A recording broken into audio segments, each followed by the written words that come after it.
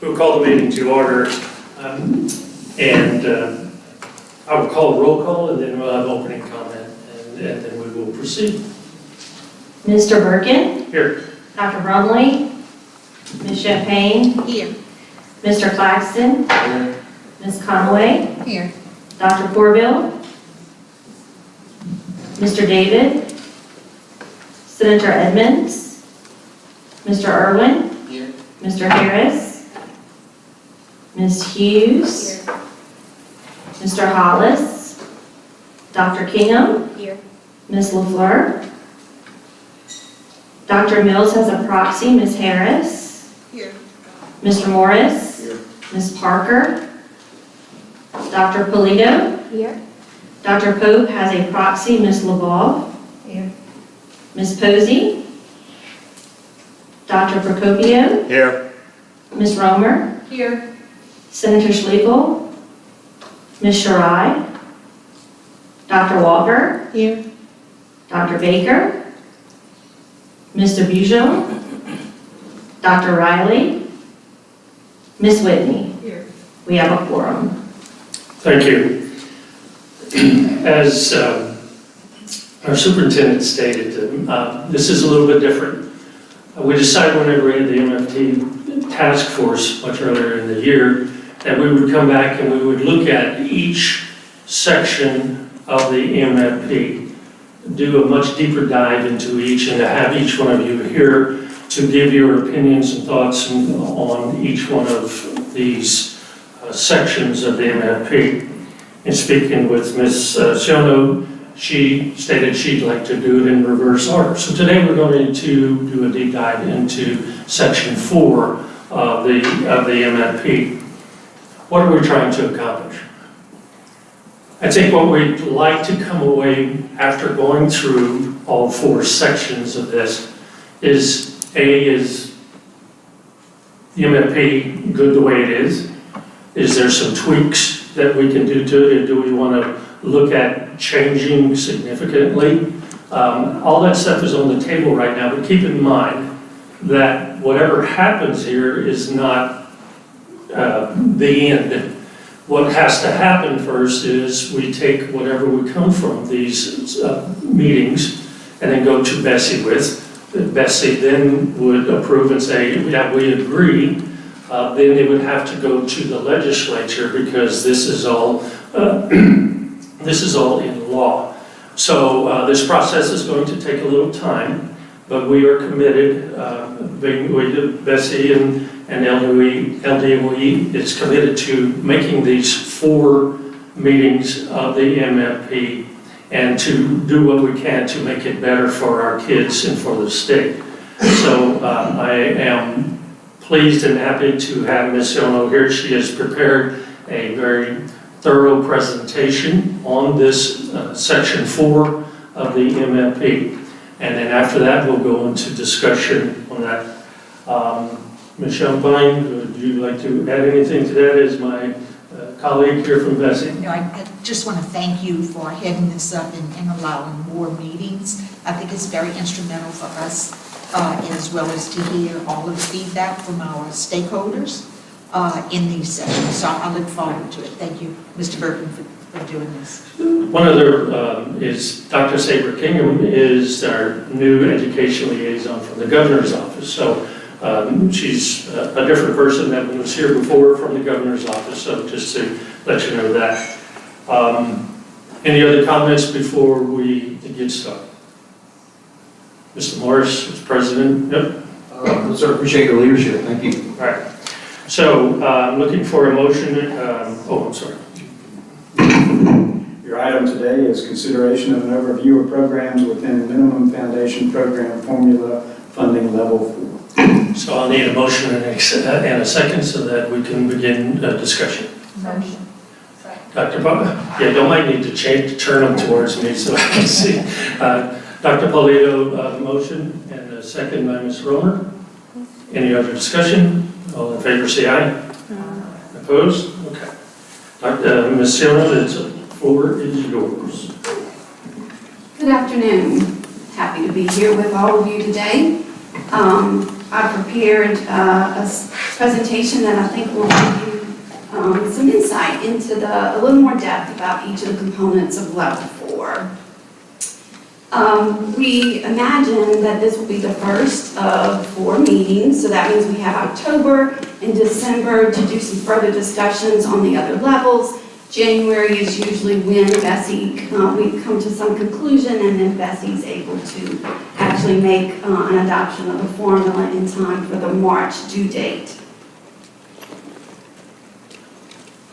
To help go over each of the components, here's the things that we'll talk about on each one of them. We're going to go over the purpose and the definition of the component, the history, the calculation methodology, and the cost.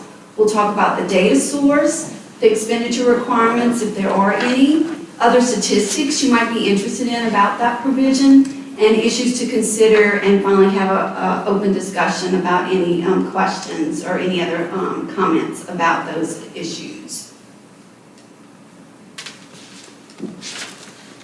So the purpose of level 4, it was designed as supplementary funding. You know, the formula did not start this way back in the early 1990s. This actually was brought on much later than that, when the legislature and Bessie determined there was just some specific needs that needed to be addressed with regards to funding.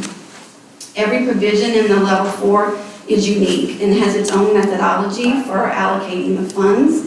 And right now, level 4 is worth about 10% of the total cost of the MFP, right at about $400 million.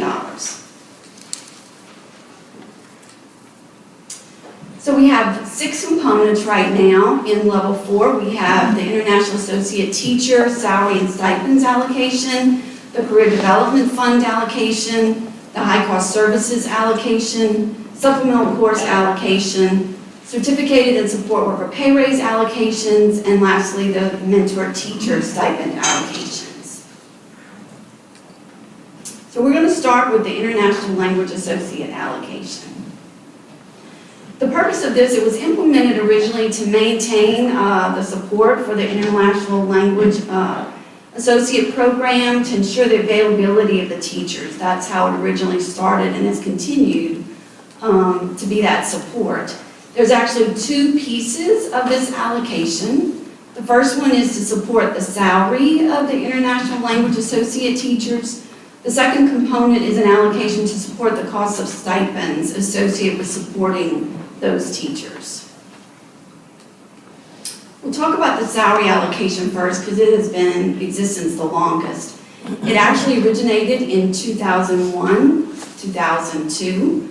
The salary was actually implemented then at only $15,000. There was a certain dollar amount that the formula was given, and it was divided by the number of teachers in that first year. In 03-04, the salary allocation was increased to $20,000 after discussions in a group similar to this about the need to be more supportive of the cost of recruiting and hiring those teachers in the school systems. And then in 2014-15, it was brought to our attention it needed to be added to support the cost of the visas. There was some additional requirements and costs associated with actually recruiting and getting those teachers over to Louisiana, and so Bessie and the legislature agreed that that $1,000 could be added. So as we stand right now, it's a total of $21,000 that is actually allocated to those systems who actually have the eligible teachers. We have a cap right now of 300 teachers statewide. The maximum number of teachers has not been exceeded in most recent years. We actually sit at about 2/3, 3/4 of that 300 teachers, depending on the success of recruiting the teachers to Louisiana. The data source, so every allocation of the formula has a formally adopted and rigid data source on which we base that information, and those dollars go out based on that. This one comes from our international language section here in the department. They do extensive recruiting to get those teachers available to our schools, and so they actually are the generators of that data to our office in finance. It includes not only those international language associates, but the graduates of the Escadrille, Louisiana program that are employed in the school system. So they actually help with that recruiting and they validate that employment out in the school systems. The international teachers right now sit at 268, and they're funded across 19 different school systems, meaning city, parish school systems, and charter schools, including 17 of those are in the city parish school districts. We have 2 type 2 charter schools. One is a legacy charter school, and one is a new type 2 charter school.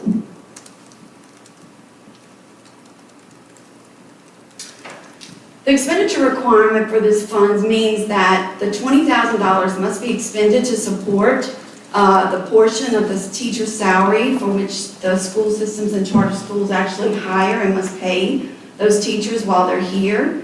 The $1,000 must be expended toward the cost of the visa. We arrange that with the school systems whereby we actually allocate them that money and then they decide how they're going to pay us back.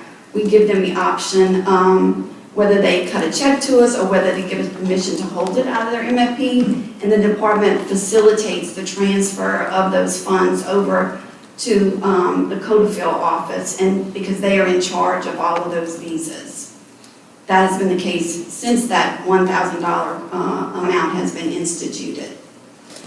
The teachers must be paid by the employing school system the amount of the classroom teacher average salary without PIP, and PIP is that special allocation from the early 1980s. There are some that qualify, some that don't, but it has to be paid by years of experience and degree beginning with year 3. That language is actually in the resolution to guide us.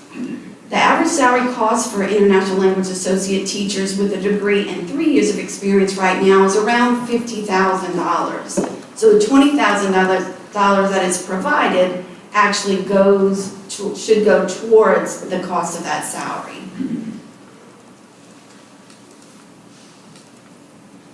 Here's some statistics just to give you a visual on historical numbers of teachers. As you can see, we've stayed about even over the last 5 years, being that in the early part of the pandemic we were at 275, whereas now in this year we have 268.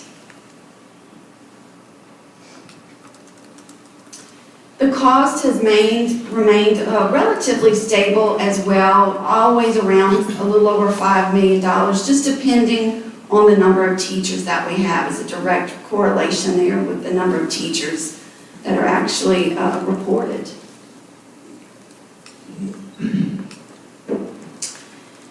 So the second component is the stipends. And as I said, these actually they go to first-year teachers, second-year, and third-year teachers a little differently, but they were meant to, when the research was done to implement this in the formula, it was acknowledged that there was a cost for those individuals to actually come to Louisiana. And this provision was supposed to mitigate some of that cost that it took to get them here. It was in 08-09 that these were first implemented, these stipends. So it's been in existence a while, just like the salary component.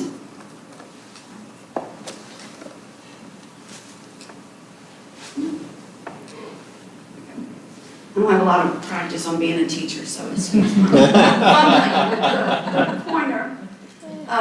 The calculation methodology for the stipend allocation is that if you're identified as a first-year teacher, you get a $6,000 stipend.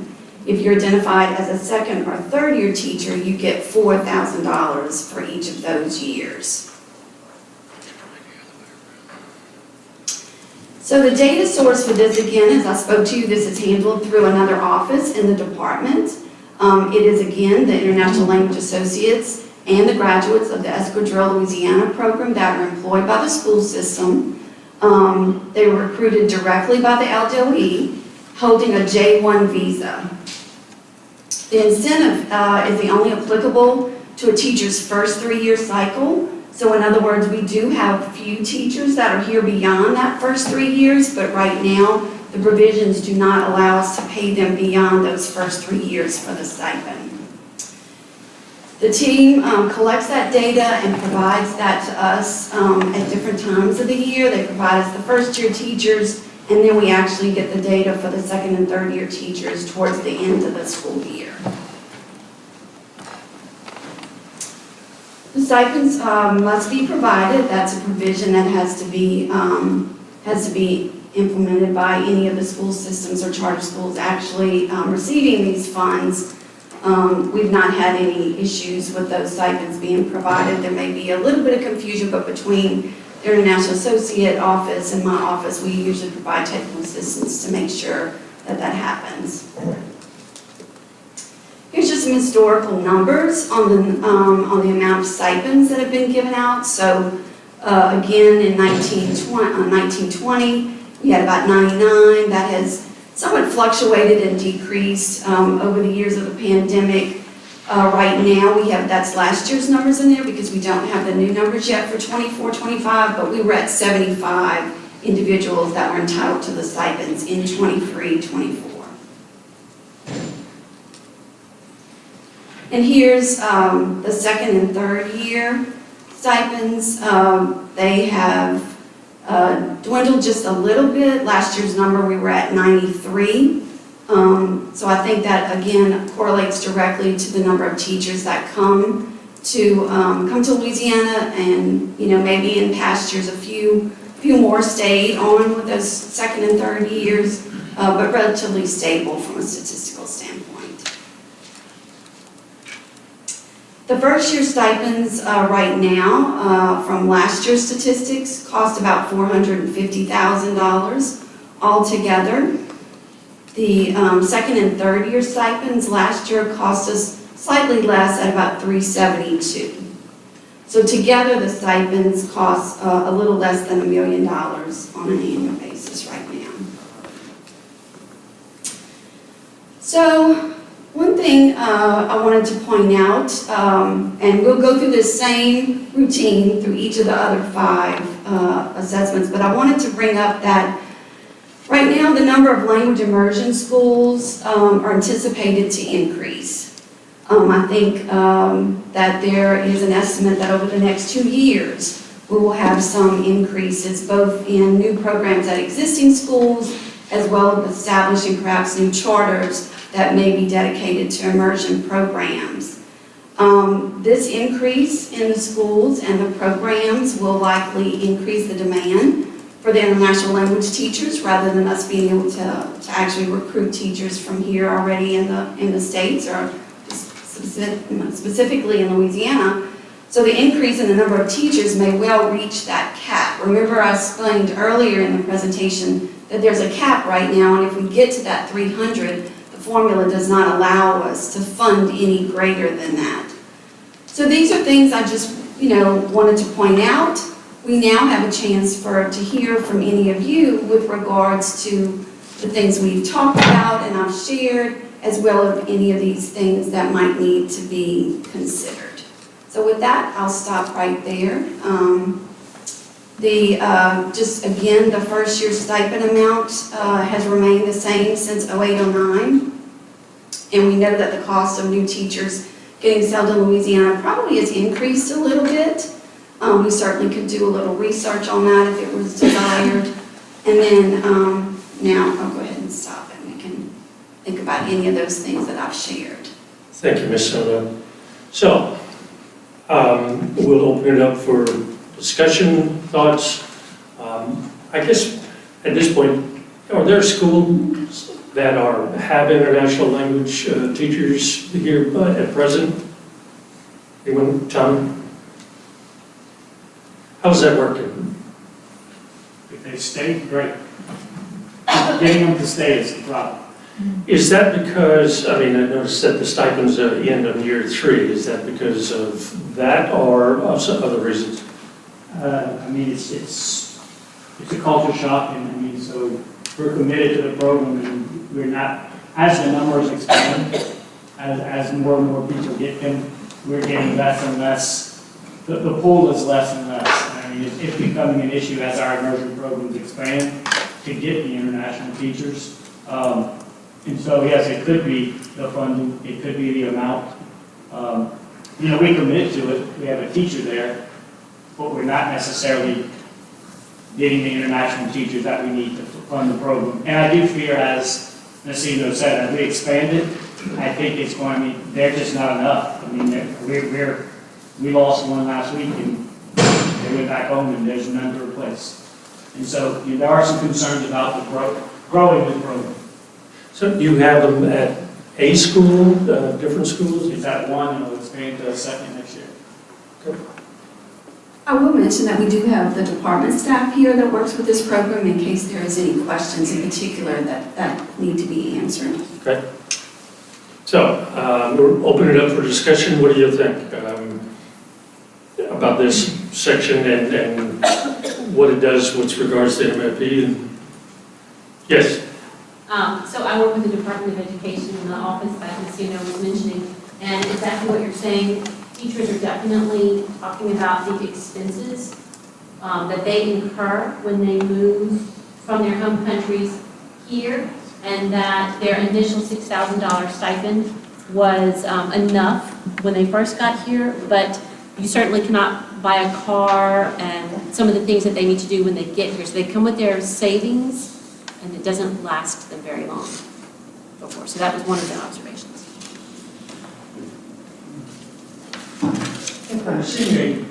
We're seeing a need. And, it's not everywhere. It's just something that we can, just out there, it's kind of, we hope we can get that, we hope we can get the teachers, we hope we can get, or is that, is actually a need for this and people want that at their schools? Yes, girl. There are several charter schools in the state who are both French curriculum or language immersion, and they are some of our highest demand charter schools in the state, meaning waiting lists. So I would say there is a demand in the state, and I think it's growing for language immersion. As an organization, we've reached out to some of our school leaders in those buildings to better understand as we go through this what they think the needs may be. I think I would agree with Superintendent Byler. It's always about more dollars, and especially when some of those schools, for example, are in places like New Orleans, where cost of living is extremely high. It is just hard to relate to those. But we also have some of our charters in very rural parts of the state, I would call them, doing language immersion, and what they're saying to me is the demand is going to grow, and we need to, prioritize those teachers.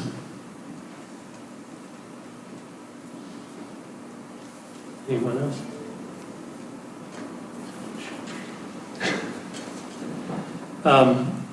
Thoughts on how to improve? Well, it seems like this is legislatively supported, the dollars that are there.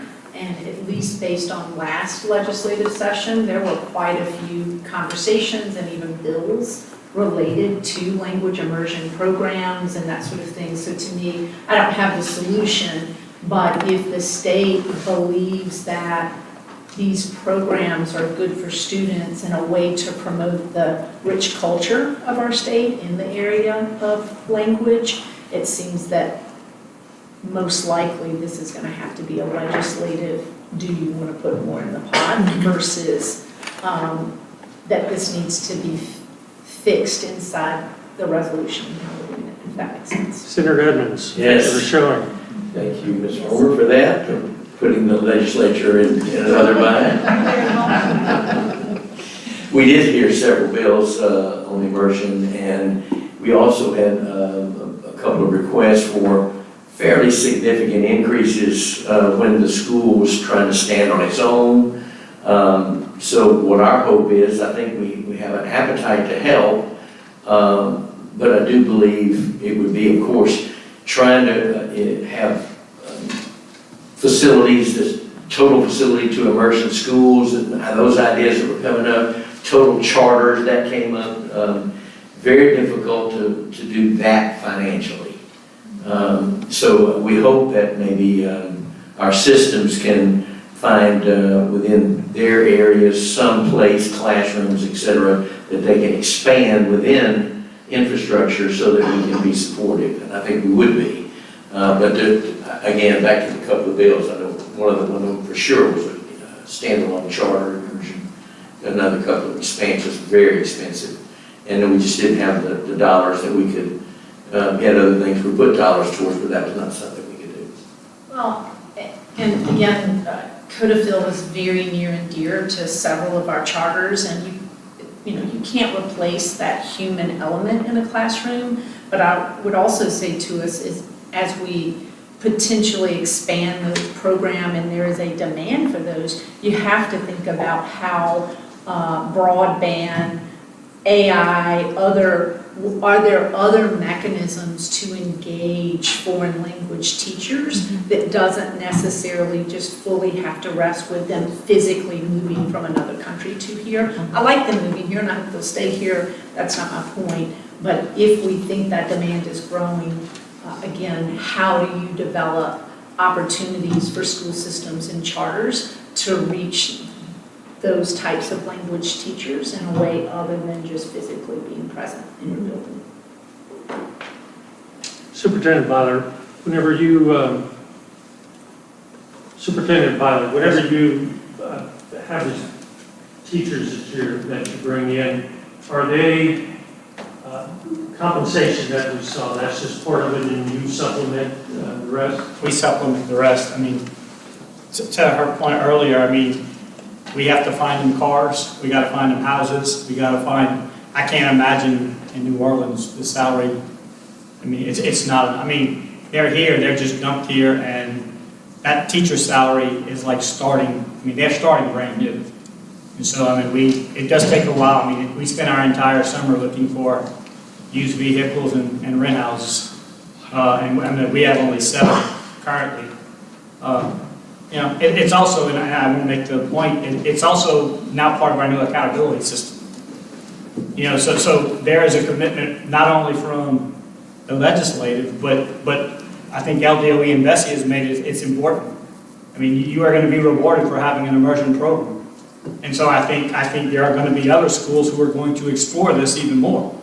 So to Ms. Romer's point, there's been a commitment by a lot of people to push language. We have a lot of different entities pushing language.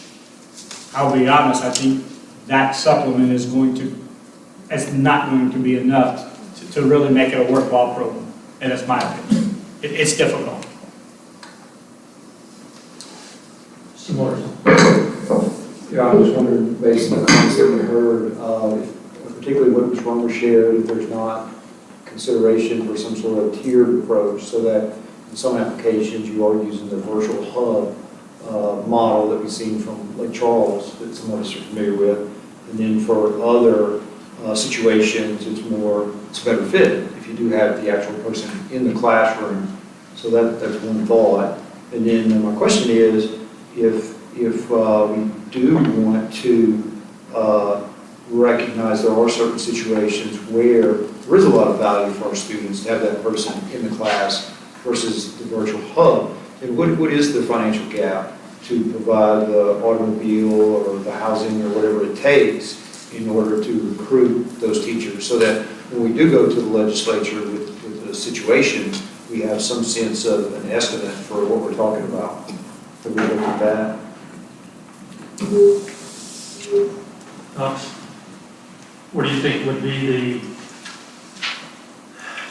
first of all, is everyone familiar with, he was talking about what's regards to Lake Charles. Lake Charles has the program where they have a teacher in the building, and they have the students in all the different schools who are doing a live virtual class with the teacher in the one class inside of a building in Lake Charles. I think that's going on, Caroline, what you had talked about. Is that something that could be explored further? And also, the second to Mr. Morris, what is the gap? Mr. Byler, what is the gap? No idea? Okay. May I offer that the department could do some research and bring that back at a later meeting. Okay. With something like that. And and work with the other office and to look at some of the other options, the things that Mr. Morris has referred to with regards to tiering. Do we all feel like this is an important enough program that we want to pursue and try to continue it? Yes? Okay. So we want to continue it. We're going to look for ways to make it better, either virtually or see what the gap's going to be in order to fill that gap if possible. Yes, Mr. Martin? Yeah, and part of that conversation, I think, too, is to recognize the value in not only the virtual aspect, but also the AMIRA program that's provided the artificial intelligence aspect of this. So if students are using the AMIRA program, that's another sign there's interest in the core material. So you've got to appreciate what is the interest in the topic. So we make that case to the legislature. Yeah, there is interest here because of the student enrollment in the AMIRA programs, plus the virtual hub, plus the traditional component, and you make the case for the demand. And then, okay, we can meet the demand based on the software we're rolling out for AMIRA. We can meet the demand based on the virtual hub concept. But then there is a component of this model where we actually do need individuals in the classroom. In the legislature, that's what we're coming back to you with some sort of estimate so that we can appreciate what's the base salary compared to other teachers, but then we recognize there's something separate from that with regard to cost of living or whatever the case may be for bringing an international individual to our country and our community.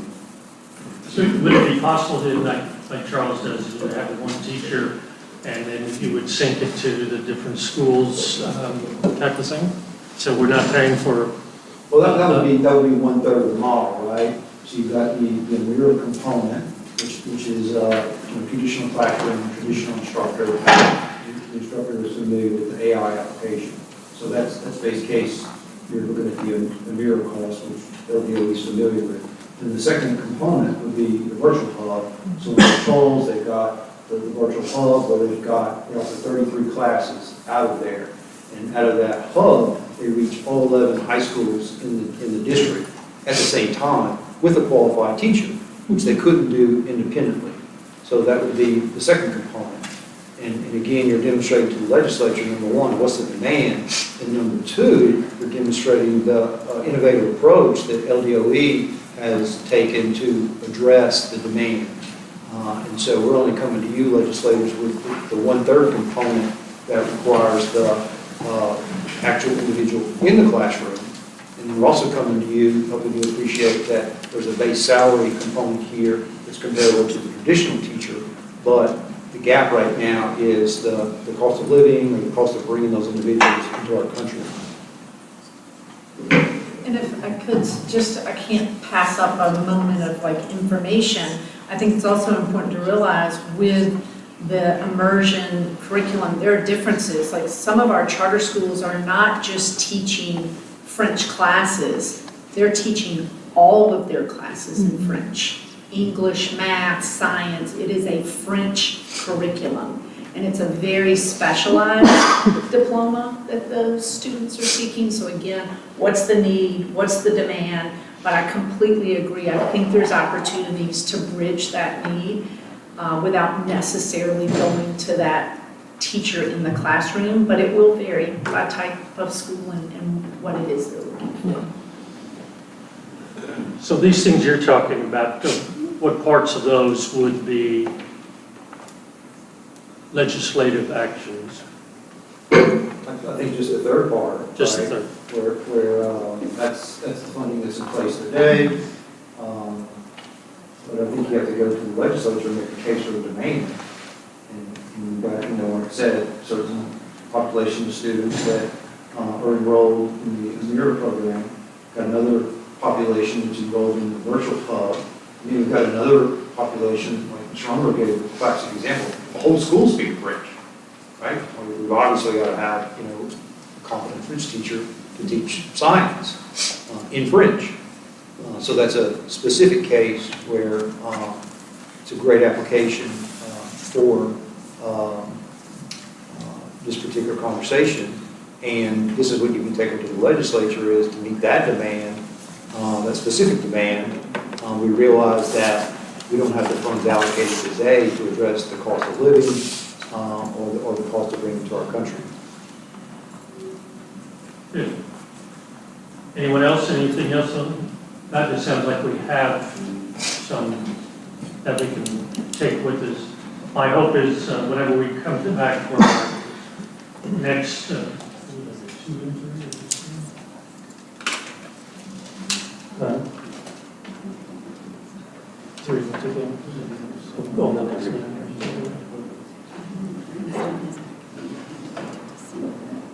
okay. I would add, Mr. Burke, I'll give you a great example. Several of us just had lunch with the Louisiana Student of the Year, the 8th grade Student of the Year.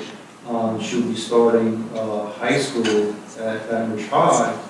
She has started high school at Baton Rouge High, and she's starting out in Spanish 3. But that was due to the French immersion school that she was in middle school. Now she's Louisiana Student of the Year. She's starting high school in Spanish 3, so there's a significant impact in her life, and some appreciation for the value for our students. I just have a question, if you don't, Sure. before we get off. I guess I'm not getting it all. Your microphone. Do we always have to go internationally to look for these teachers? Do we not have teachers that lived outside of our country that now live in the United States? So I guess I'm not understanding why we always have to go outside the country to find them. I think our population in the United States has grown, that we shouldn't have to seek all the time overseas and internationally just to get international association. So is that part of the criteria? We have to look overseas? I'm going to ask Michelle with the International Language Office to speak to that.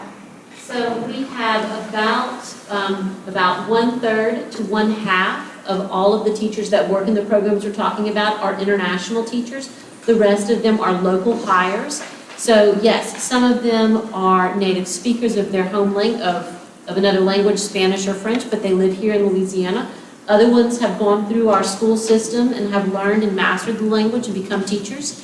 But it is very difficult to find enough teachers who have that level of language that can, for instance, work in an immersion program where they can teach all day long, math, science, language arts, social studies in the language. But when we do have the Spanish as a foreign language or French as a foreign language, then yes, they can work with more students, and we have fewer and fewer graduates from our universities. But it is only it's about 1/3 to 1/2 of our participants that are part of this particular program. Because I know of a lady, Crowley, of Mexican descent, lives here. The Spanish was the first language, and she ended up teaching Spanish classes at St. Michael's and Notre Dame in Crowley.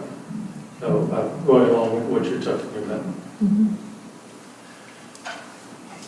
Anyone else? So we can open it up to public comments, which we have Michael Falk, who has filled out a card in public comments, unless we have any other discussion on the topic from our panel. Mr. Falk? Do mine a little bit later. Okay. So may I recap just what I heard our tasks are going Okay. forward? So what I heard was that we need to do some research to calculate the possible gap necessary to compensate the teachers for vehicles and housing, the things that may not be able to be afforded with those $6,000 stipends. We also need to explore maybe how the programs are being delivered now within the state, both the immersion and for those that have just coursework. Are there already opportunities in some school systems to deliver this through alternate methods, like the virtual hub, and the success with that? Try to get some statistics on that. And then also investigate the AMIRA program if we can determine participants in that and the impact that is necessary. And with that information, we can come back to y'all at a later meeting and share what we've learned so you can further consider. Mr. Morris? Yeah, just one more thing I might add to that conversation is the number of waivers that have been applied for from districts throughout the state. That would reflect some sense of what the demand is as well. We're good? Okay. So we can go over. Mr. Falk, now we're in public comment. I'll comment on other sections, this sections I don't have any comment. Oh, I see. Oh, I understand. Okay. I thought, all right. I misunderstood. That went a little better than I thought. Thank you all again for being here. Our next meeting will be in October. And I think we're going to look at combining a couple of more of the sections of the 3 we have left, so that we can cover a little bit more, that we can be ready for our January meeting to make recommendations before the March. We have more to go.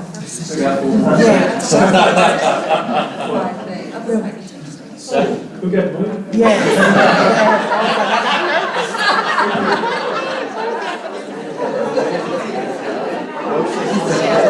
Martin, welcome to the MFP. All right, well, just a tad bit of embarrassment there. Okay, we're going to continue on the rest of them. My apologies. Okay, so now we'll move on to the Career Development Fund allocation. The purpose of this was instituted to provide the development of technical career courses for students, specifically to help them attain statewide industry-based credentials. At the time that this was developed, that was not a focus, and Betsy and the legislature felt that we should turn our attention to actually supplying extra money to make sure that this happened.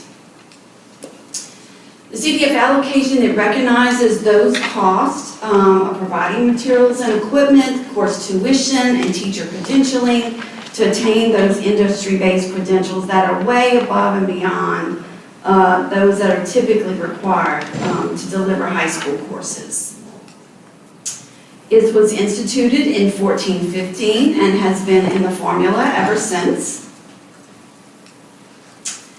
The calculation methodology for this, it was based on so in level 1, there is a career weight, and that has been in there from very, very early on, and that was intended to only pay for, it's very small, it's only 6%, and it was intended to only pay for like equipment and materials associated with courses like welding and things like that. So what we did was we recommended that we take that 6% per pupil, but we give an additional amount in the Career Development Fund.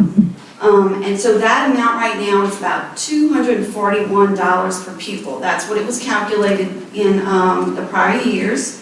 It's still the same in 24-25. There's 2 parts of this allocation.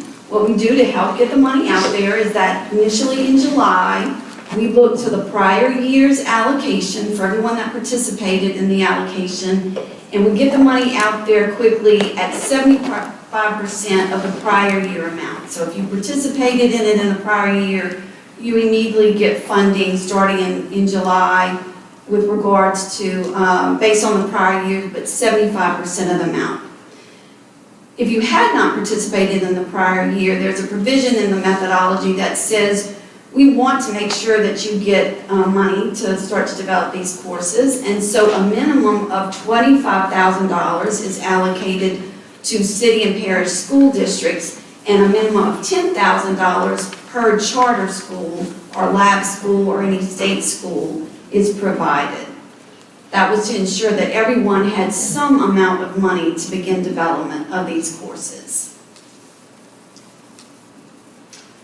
The final allocation takes place in the early spring when we get the actual data on which this is based. It's actually based on the course enrollments that comes from data submitted by the school system through our data system. We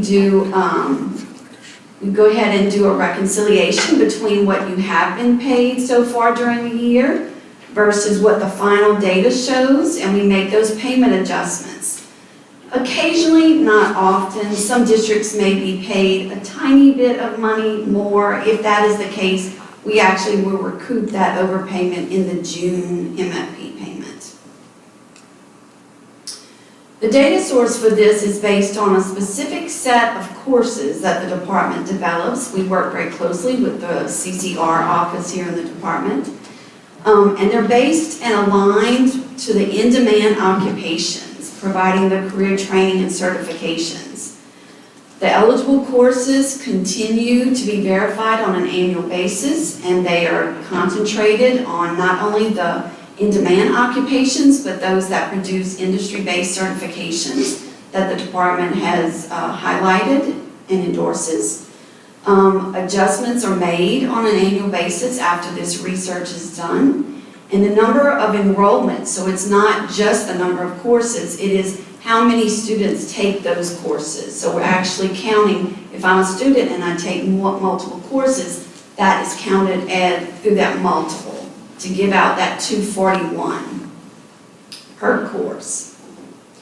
The EdLink system collects this course information. The official title is through the October 1 class count data reporting process, which closes early in the wintertime, and then the data is provided to us upon the conclusion of the data collection elements. There's a specific list of things on which these funds should be spent, and right now that includes teacher training and certification, including externship stipends and course tuition. It includes equipment and facilities aligned to the pathways. The cost includes student industry-based credentials as well as career awareness and career counseling software and services. It also can be used for technology license and equipment necessary to implement CDF qualifying courses, as well as transportation to facilities where students are taking those courses. Those would be related perhaps to the Jumpstart statewide credentials. Here's some history on the expense and the money that's been dedicated to CDF. As you can see, we've grown over the last 5 years. It was at right under 18 million in 1920, and now in our latest full actual amount is at over $25 million. The number of courses that we've counted also has increased, which I think provides some encouragement about the number of courses that are being offered across the state. They've grown from 73,000 in 1920 to over 100,000 in 23-24. Here's a visual to let you see where the courses are offered. So this map depicts the 8 Bessie regions by color. The number of CDF courses offered in each of the regions are color-coded, and those are a little bit hard to see. Sorry, they should have been a tiny bit bigger. But for example, the highest number that's offered right now is in Region 6 at 693 courses. And the next one offered is Region 5 at 634. And so the Region 8 is at 213. So you can look at that and see where the number of courses here are actually delivered these days. And here's another visual to show you the number of students. Again, this is by Bessie region. This shows you some of the numbers of students who are actually taking advantage of the courses. The highest one here is Region 6 at that really dark brown at over 11,000 students that participate. The next highest is Region 3 at over 8,000. That's going to be that next kind of rusty burgundy color. And then the third is actually going to be in Region 5. That's going to be a little bit brighter red color in the north east. And that's going to be over almost 7,000 participants in that particular region. This tells you about the types of courses. It gives you some information on the types of courses that are offered. They go all the way from agriculture and auto diesel courses, all the way down to HVAC systems, maritime courses, and this gives you a history of the number of courses offered over those 5 years in those particular course pathways. We have a total of 725 courses right now that are offered across the state, across all these types of courses. 25 different pathways. The 725 represent individual courses that are offered, and that gives you about 25 different subject matters in which the 725 courses are offered.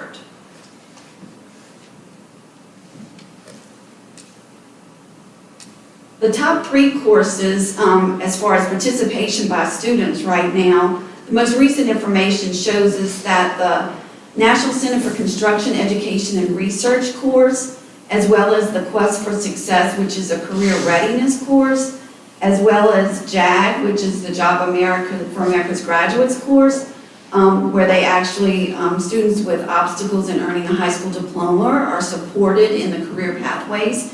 Those are the most highly participated courses these days.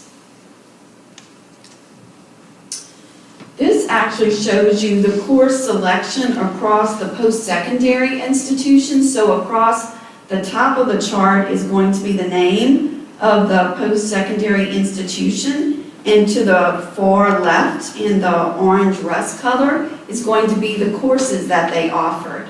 For example, in auto diesel, we only have that one offered at South Louisiana Community College. There are 8 courses offered there, whereas when it comes to IT, which is in the middle of the rust section, it's offered across about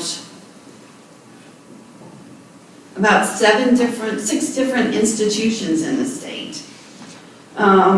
For example, also the business courses are actually taught across 10 different institutions. So that is supplying a lot of the need of the courses these days, in addition to the courses that are actually offered on the high school campuses. So in summary, with regards to CDF, again, it's been in existence from 14-15 when the first push was made to reinstitute a lot of the career courses. The most recent review of the expenditures of CDF courses has identified that there are some school systems and schools that are holding on to those funds. There is no current requirement to actually spend those within a 12-year period. We do encourage and request that they spend those funds as quickly as possible, particularly if they don't have any courses yet. But the most recent research has identified that there's a few of the systems and charter schools perhaps holding on to those funds a little bit longer than we might like. And so technical assistance has been initiated by the CCR office to work with those systems that we've discovered maybe have had some challenges with spending their funds. It could well be the pandemic that this was not a concentration, but we are delivering some technical assistance. There could be a need, if so desired, that there would be a stronger accountability measure implemented. That option might be available, where we would change the methodology or the provisions associated with this particular allocation. Things that could be done was like SCA, which we'll talk about in a few minutes. Once the money is not spent by a certain time of the year, it is recouped and actually redistributed or reallocated to other systems who have that need. There could also be some other expenditure requirements placed on this, but we did want to just point out that we are aware of this situation. It may not be a problem, but we did want to bring this to your attention today to consider as to whether or not you wanted any further research done and get your input on the CDF allocation altogether. So with that, I'll stop and let Mr. Bergen take over. Questions, discussion? Mr. Kleisen. think if you look back at those charts, the area that a lot of the rural districts in Northeast, we live off of this, along with as we get into our SCA funds. So I'm just suggesting we continue to look at this to fund it, because this affects my district. I'm very rural. We do our welding, our carpentry, our CNA programs, and it's very vital to us. So yes, Ms. Beth, if somebody's not sending their money, you can send it my way, I'll take it, we can expand and go. But I think this is important. The concern I also have is the districts where we are dictates what we do with our kids. So if a parent, you don't have some industry or they don't want to go to college right now, these are the pathways, as you've seen as they've grown, that they want to do. Some of them don't want to do a 4-year program. They want to go through this. And I think we need to continue to look at that across the board in everything we do. So I hope we can continue to fund this. I'll add in. So not only do I agree with you, I think we need to consider how do we increase the funding. So a place like Ascension, we have part of our district that is really flourishing with industry, flourishing with opportunities for students to attend River Parish Community College and have access on their campuses. But in places like Donaldsonville, we had to use some of our east side money to fund to Donaldsonville so that we can have opportunities for those students as well, where there is very limited industry and there's very limited opportunities for students to be able to engage. For example, our students at DHS who are interested in attending any of those programs drive an hour across the river and an hour back. So what we did, we invested with RPCC around $600,000 to actually put a workforce center in our Donaldsonville community. But it would have been awesome to have some of that funding come directly from the state to be able to help us to do that. So I just want to add, not just look at it, but where can we add additional opportunities for students that struggle, for communities that struggle, for communities that are rural? How do they get the funding that they need to make sure that all students get the same adequate opportunity? Thank you. Anyone else? Mr. Larson. Yeah, so I double down on what Ms. Walker and Mr. Claxton said. The kids are telling me all the time, how do we make education relevant, right? This is how you make education relevant for kids. So the demand is certainly there, but I think Beth made a great point earlier. We do have to address the fact that these funding, there's a lot of money that some districts are holding on to. I don't know why, but there are significant dollars that aren't being spent in the calendar year. Maybe a good reason. I don't know, but I think we need to answer that question, get a better understanding for whether or not we can spend the fiscal year. If I could just piggyback off of, sorry, Mr. Omar, piggyback after Mr. Moore. So I happened to have a conversation with the Secretary of Louisiana's Workforce Commission this morning. And so on one of the charts we just saw, there were a lot of zeros in some of those community colleges. And I think we're missing the connection there. I think the need, whether it be rural or urban, is there. We need to expose these children to what career opportunities exist as early as we can. I'm just wondering, and I know in the early childhood space, we are piloting some of those high school to college pathways. I just don't think they're there yet, so I would agree that we need to increase the funding. And if it's not being used, maybe allocate it to areas where it is currently, but also how can we shore up those areas that aren't being the zeros, because there's a need there, the opportunity's just not there. Dr. Polito actually brought up what my question was. I'm not well informed, and I too was curious why there are some community and technical colleges with 1 or 0. So I didn't know if someone knew, like if there's money that could go towards those, why do some choose? I'm looking at you. Well, you look at that. There's a lot of issues. I have an issue with our community college right now. They can't even find people to work. We have a facility ourselves. We are fighting to find instructors. They can't send them to us. They won't. We've got another facility about 25 miles north of me. Not one person from that from a bus. I'm trying to be careful. In that district, use that community college.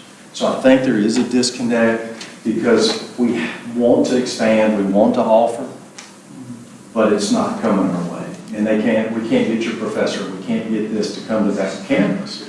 And then it, jumps over to, I hate to say this is gonna jump, and Beth, correct me if I'm wrong, excuse me, Ms. Ian, let me get that right. If it goes to the SCA funds, we're running out of that for our dual enrollment courses too. So these do go, you don't think they go hand in hand, but they do. So as we argued last year and we've argued the past years, adding more money to level 4 does help some of us. I hope at the end, and I'm not gonna knock our legislation right now either, because of those few that aren't spending it for whatever reason, we don't expand the law across everything to affect all of us. We're bad about that. So if we can look and correct those and leave us others alone to continue what we're doing, I think it would be a lot easier too. They're individual issues that I don't think you can fix with, you need to be in contact with that community college or that group to see what the issue is. And we've been arguing that left and right.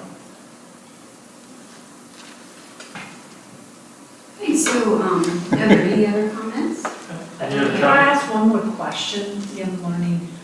I know I heard talk, and I look to you, Mr. Morris, in the past about a workforce commission coming back. Like there was some group that was related to thinking about jobs in Louisiana and it went away, maybe under past administrations, and it's coming back. Am I making that up? Something I made up? Sorry. I was curious, like, what are the entities that really dig deeply into this type of education and thinking through, again, how to incentivize? Like, are there non-traditional pathways to find instructors? Like, how do you, and I know industry is limited based on where you are, but just curious, like, is there a body that all they think about? Yeah, I'm not the subject matter expert on that one, but I know that the Workforce Commission and other groups, it's a pretty large group that sits at the table. I've been to a couple of the meetings, and they are reviewed with quite a bit of scrutiny, reaching out to industries throughout the state to appreciate where the regional demand is for specific industries, for specific jobs, skill sets, and so forth. So I know that that list is updated on a routine basis as well, relative to recent demand. So it's from my perspective, when I witness firsthand, I think it's a very robust process. But I'm not the subject matter expert. Senator Evans? I think there's a new cooperation between the Committee of 100, Lobby, LED, and Workforce. We passed some legislation to sort of re-emphasize and in certain cases simplify the coordination of under one head, which we believe will be workforce development. They'll spearhead that effort with these others now in a higher level of cooperation. I think that's what you're looking to. And we've met on some of that as it relates to funding, internships, et cetera, and to try to work with Department of Education on that. So I think it's a good thing. I think it's going to be, I'm really excited about it. It's going to be really good. As far as this latest accountability system, the apprenticeships and internships are receiving more importance, and the school districts get points for those things. So I'm anticipating there's going to be more interest across the board. So just to recap, you want to recap what we... Mr. Barkin, I have one thing on that comment, I'm sorry. A lot of us can't get internships. We have tried. And that is probably an issue a lot of us other superintendents are looking at with the accountability system. Where I am, there's no internships. You've got mills that won't let kids on the campus. I know we've had that conversation, Mr. Morris, and we're trying. But it affects us too. So that's why we keep pushing so much. What affects Jackson Parish is different than what affects East Baton Rouge. And again, it's the whole thing we're coating with one blanket, and it's not going to fit. So.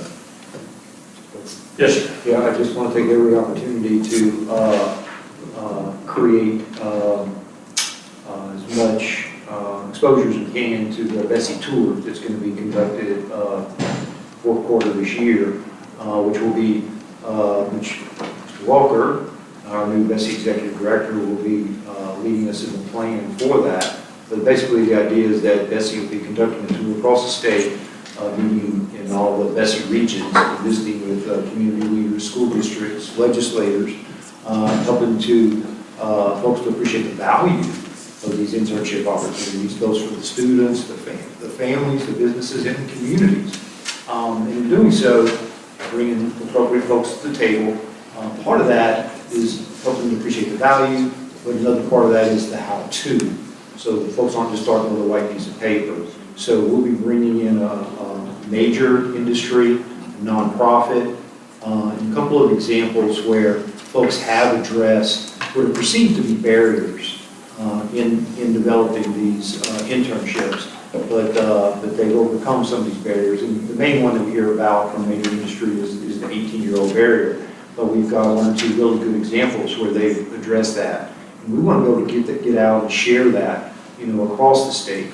So that'll be one of the messages from the Bessie tour.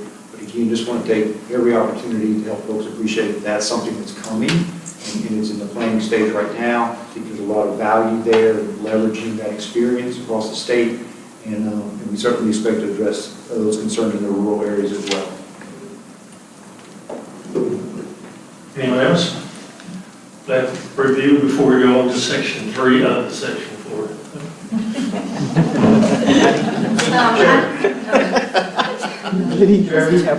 I do have some points.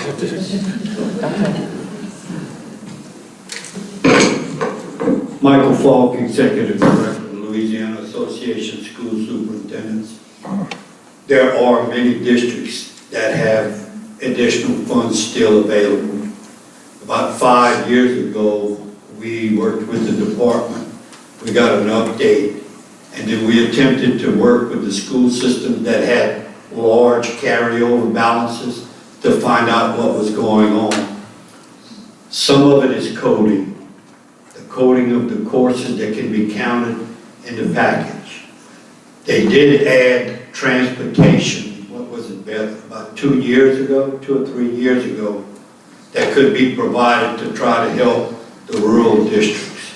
Our work on the dual enrollment task force with Barry Irvin, we had funding approved by the legislature for some portable labs that could go out and conduct classes in various areas. I know the North Shore area has one. We have one up in Monroe. But that's the opportunity to provide access to students that may not have that particular course or that credential in that area. The other thing is districts have just seen a significant increase in the tuition for students going to the technical and community colleges. So if we could examine the purposes that these funds can be utilized for, we might be able to incorporate some things that are not being considered right now, which would not paint the picture that nobody's spending the money. Okay? So that would be, and we are getting a report from the department on October 1st of the balances that are left, and we do plan to meet with the superintendents and the school systems to go over what they have, their balance, and how can they be helped to be able to expend those funds. Thank you.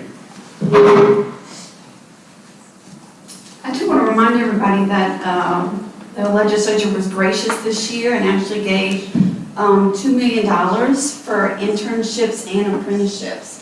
And so my office will be working with the Office of CCR to allocate that money out. But we were very excited and very thankful that the legislature did actually allocate $2 million this year for that. So look for more information with regards to that particular funding source. A recap of what we've heard today is that, first of all, we definitely will continue our research as to why the dollars are not spent. We'll actually try to get a little information on maybe the way the community colleges actually go about engaging and developing courses, try to find out some information for y'all on that. And then also we'll look into possible expanding possible uses of the funds as mentioned by Mr. Falk. Does that include everything that I heard today? Okay. Very good, thank you. Yeah, on to the next issue. So high-cost services. High-cost services is an allocation that was instituted to help pay for the high costs incurred by school systems and charter schools with regards to delivery of special ed services that may be way beyond a normal average cost.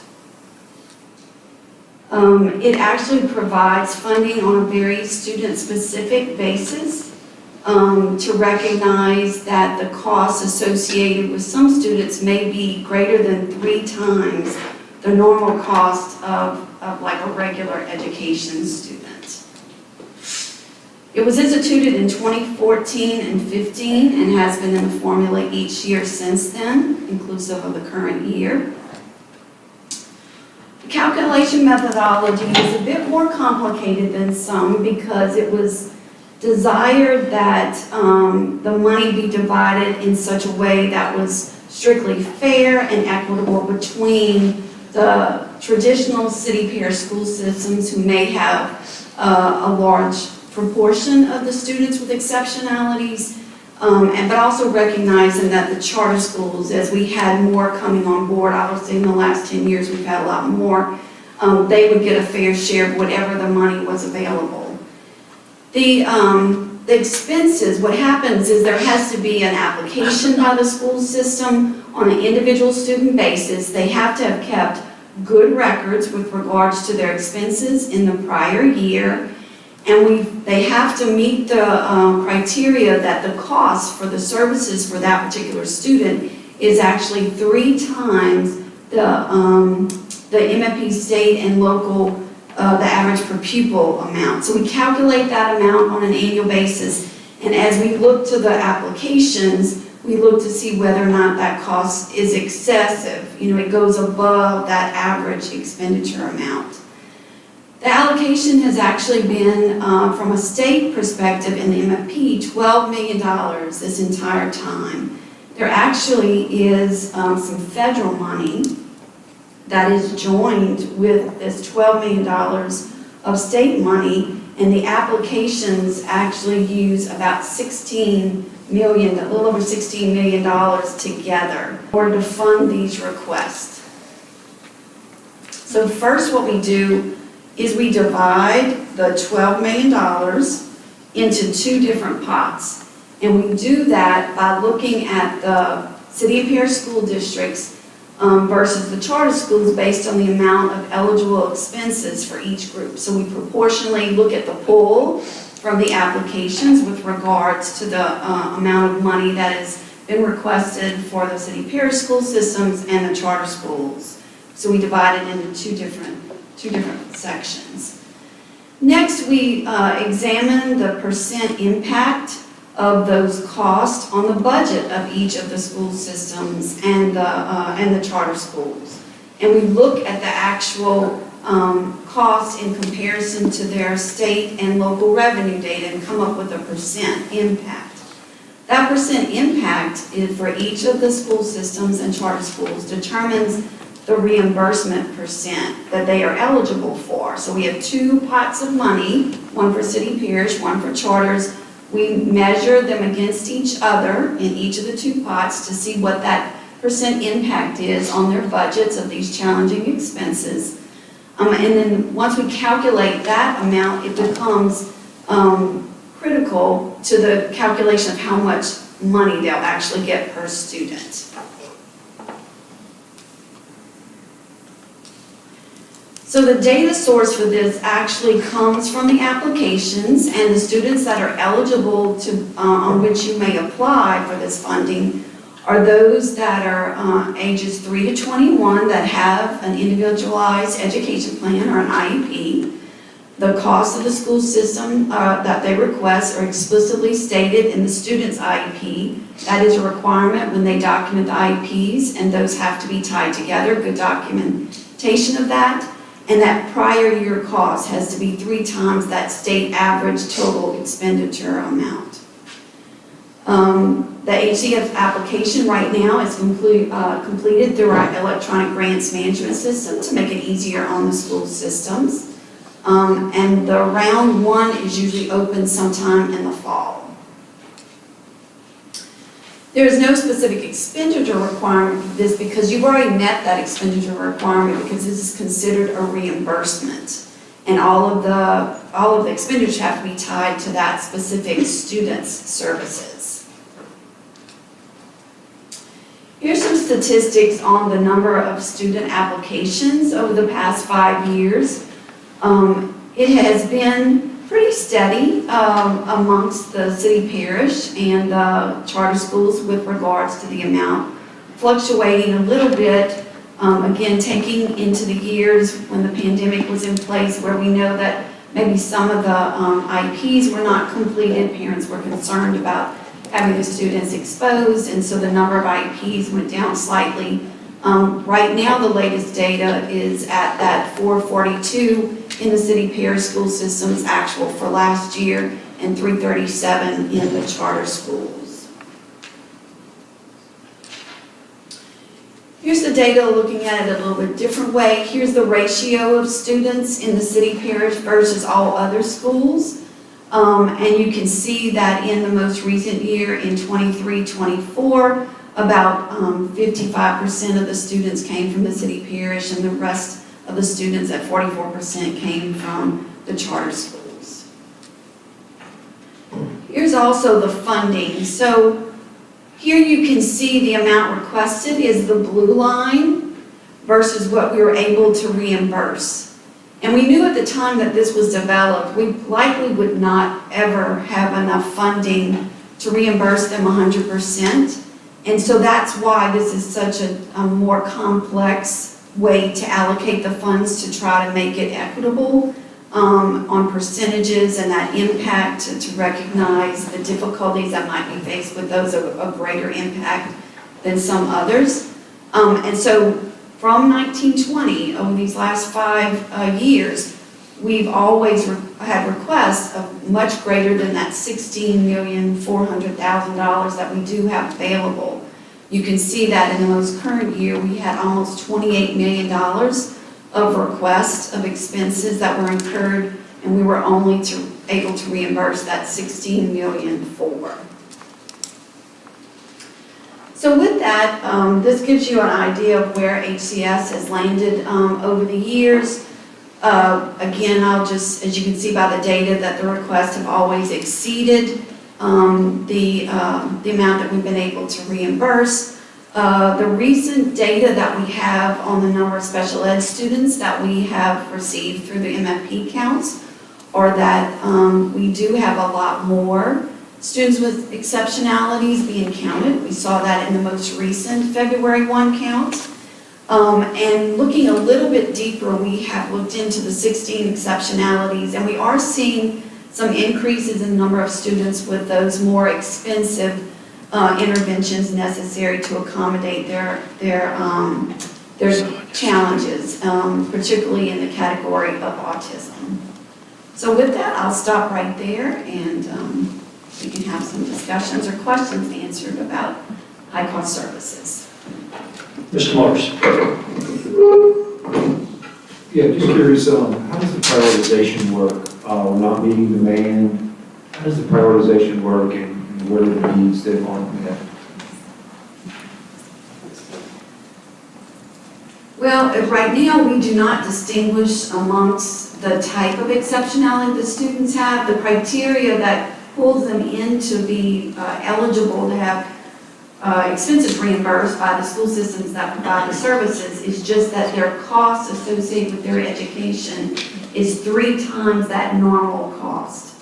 And so I think it's just demonstrated by the amount of expenses that are submitted right now versus what we can reimburse. I will say that the federal students with exceptionalities funding does not vary much over the years. It is generated in basically the same manner as the feds have always generated that, and it's not entirely tied to student count. There is some things that do not tie, in case that we're having increases in students, the federal dollars do not come to the state directly tied to that number. There are 4 different levels of a formula that generate that cost.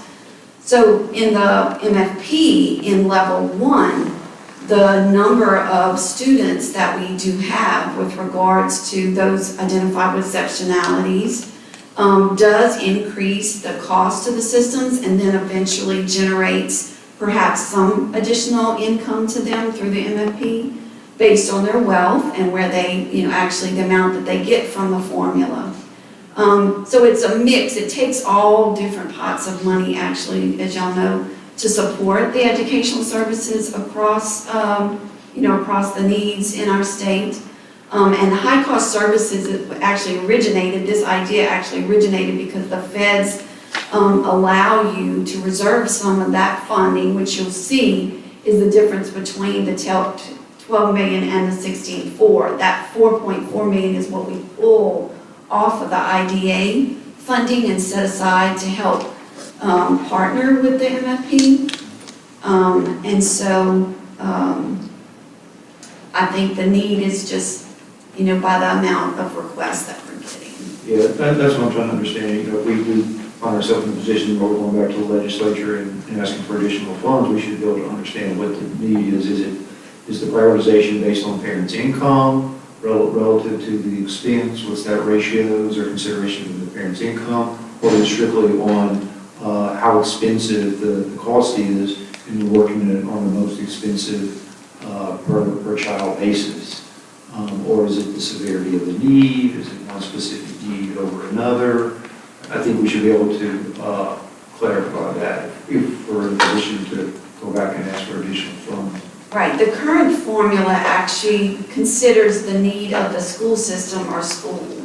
And that is the calculation where we look at the fiscal impact of the amount of the cost. For, let's say there's a school system who submitted 10 children. And whatever the total expense is there above the regular cost, because we exclude that regular cost and assume that they can pay for that themselves, we then look to that excess cost, and we measure that against their budget. So if you are a small school system, relatively poor in relation to the way the formula looks at it, then your impact percent would be greater than maybe a larger system. Even though they might have 30 or 40 students, the math is calculated based on that impact on your ability to support those costs with your state and local revenue.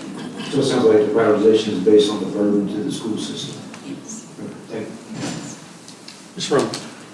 So when we met back in March and first started having this conversation, I brought up the whole differentiated funding that we do based on student needs. And I'm wondering, Messino, like with the demand being so much in this area, does that connect back to the differentiated funding formula and that we are not differentiating well enough over there? Is my question making sense? Like if we did something over on that side of the formula, would that help these students that are coming in at the high cost level?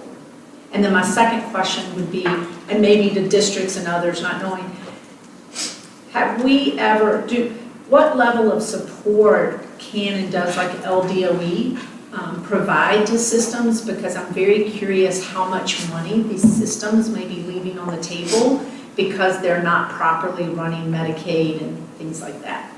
Does that make sense? Like, can we support districts in understanding their billing and charters, especially standalones, and how they are seeking that federal support? So twofold, are we doing differentiated funding in a way that's impacting how big the ask is over here or the need is? And then two, what kind of support can we think about for systems? So to answer your first question about the differentiated funding, right now in level 1, we do not differentiate by category of exceptionality. We simply count the number. The theory back then was that the decisions on what services were needed to actually adequately serve a student should be decided at the local level, and so that one amount that is generated, or the cost that is generated in level 1, is meant to be like a block grant to the school system so that they can uniquely decide on what that student actually needs and put that in their IEP. That was the philosophy. It has been from the very beginning of that category in level 1. I don't know that that means that we're not doing the right thing. High-cost services actually came up because there was a request at the time for some very concentrated need. I think there was a realization or a recognition for some of the schools that came to the department at the time in the districts that there was just a higher concentration maybe than had it been experienced previously. And we had access to this $4 million of IDA funds, and in order to be able to pull that off, the IDA grant, we have to have a high-cost services program. And it just seemed at the time that it was better to combine it with the money, and we were successful in that 14-15 year with going to the legislature and getting that $12 million to combine it. And so I think that right now, I don't know that that indicates that there's any reason we should do anything else with level 1. We'll talk about that in another meeting. But I think that the need has remained about steady, which I think is indicative of maybe not a particular increase. You see what I mean? If you look at the statistics, it's not been jumping all around or had huge spikes in the need. As far as the Medicaid used, I would say that right now, between the department and LDH, that there probably is some of the greatest level of support to schools and school systems around how they should use their Medicaid dollars and how they can best bill and maximize that. There is an individual right now in the department that's all they do and works very closely with LDH to make sure that communication is out there and makes that technical assistance. Ms. Campbell, do we steward that? Is there a stewardship report on that so we know what the gap is, if there is a gap for funds available versus funds that are actually accessed? Are you talking about Medicaid? I'll have to look into that for you.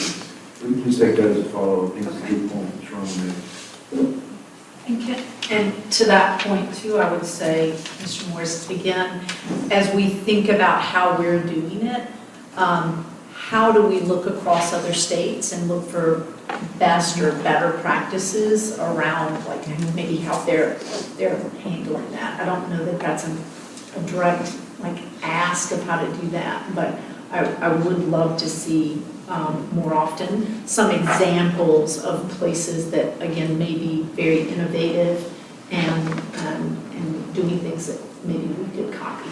I know we love to copy places. Yes. I see that the need has remained steady. I guess my question is, can we get the populations on all of those years, total student populations? Because that will tell us if really the need has increased, if our student population has decreased. So if we get student populations for all, I think that was 4 or 5 years that you don't mind. We can do that, I mean, as a percent, and yes, we have. Because it does look like it remained steady, but I'm curious if it really did remain steady, or if it increased actually, if we have a lower student population, or maybe it's lower because we have a higher student population. Well, the latest, just for tidbit right now, we have seen the special ed population increase as a percentage of the total student population in the last couple of years. The MFP count, but we can get you some statistics specifically for that. Any other comments, questions? All right. So the next steps you'd like the department to actually look at, I'll start with Ms. Champagne's, is the SWD students as a total population over time. We want to look at any dollars of Medicaid that is unused, perhaps tap into some statistics about that.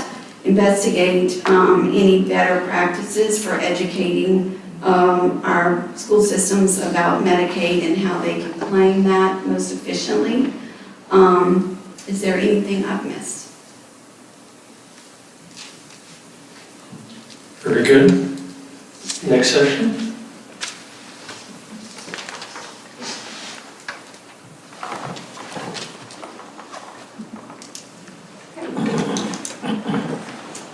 Okay, next is supplemental course allocation. Supplemental course allocation was developed about the same time in 14-15, and it was to support the costs of secondary courses above and beyond the traditional classroom. This is where we talk about dual enrollment.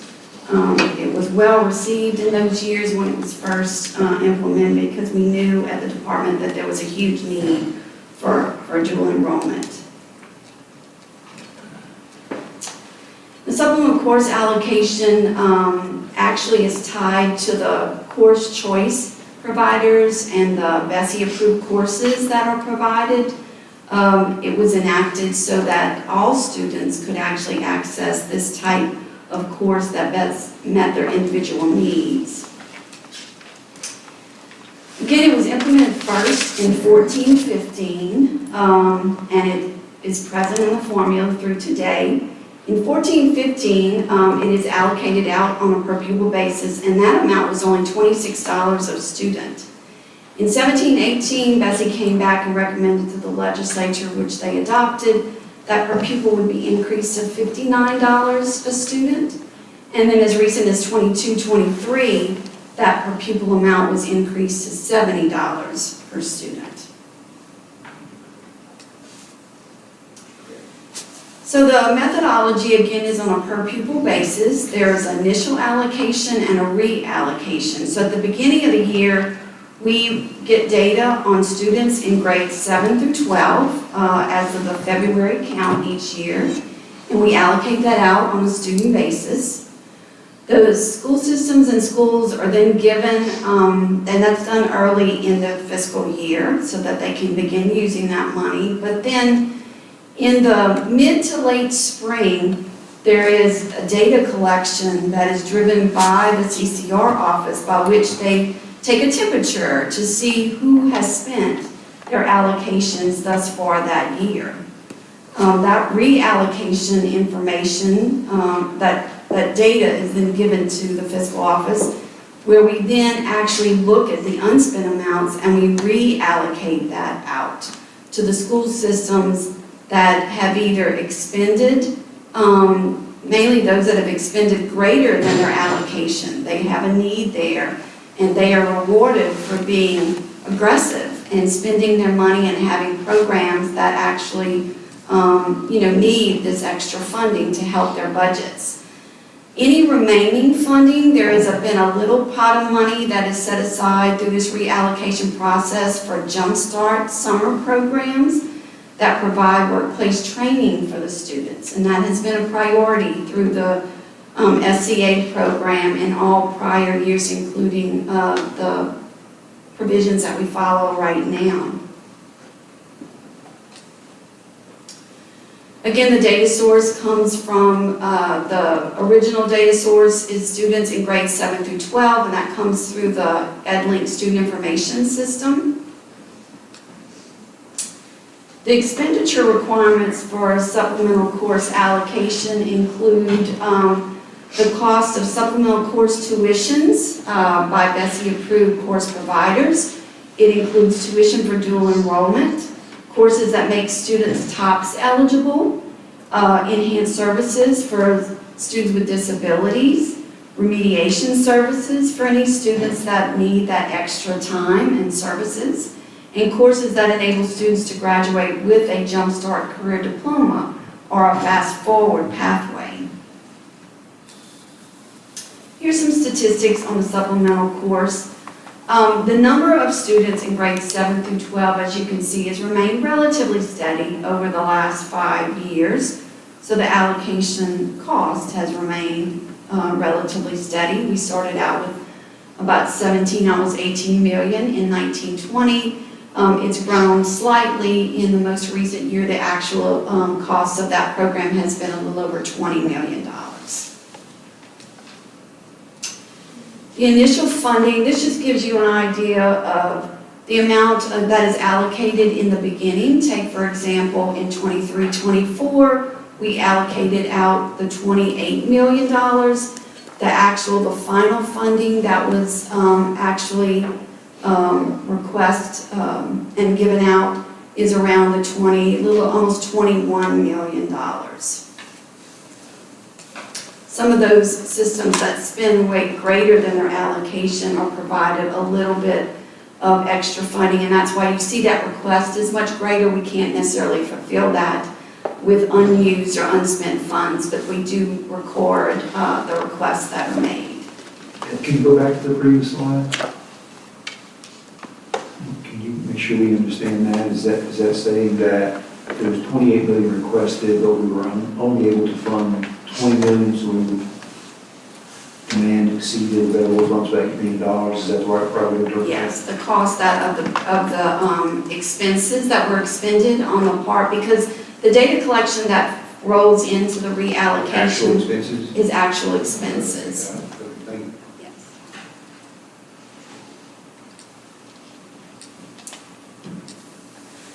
So here, the SEA allocations are currently being spent more completely than in the past. And when I say that, that means that the amount that is left for Jumpstart, because we do reserve a little bit for Jumpstart right now, that amount is really decreasing. So the Jumpstart summer programs, of which are beneficial across the state, are receiving a little bit less.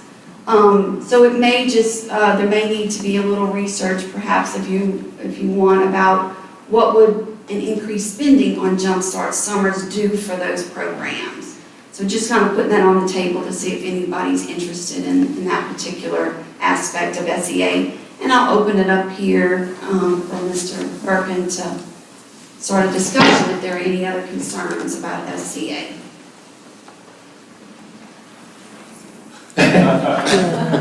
This one I've got probably 3 or 4 parts. So I think, I haven't seen the chart. We know Mr. Falk said a minute ago, the cost of all of our colleges almost tripled for our tuition. And I know in my system, and the CNO appreciate because we do get the Jump Start a little left over, but you know, I get a certain amount. We use that for dual enrollment. Traditionally, in the past years, we've been able to provide dual enrollment for our juniors and seniors.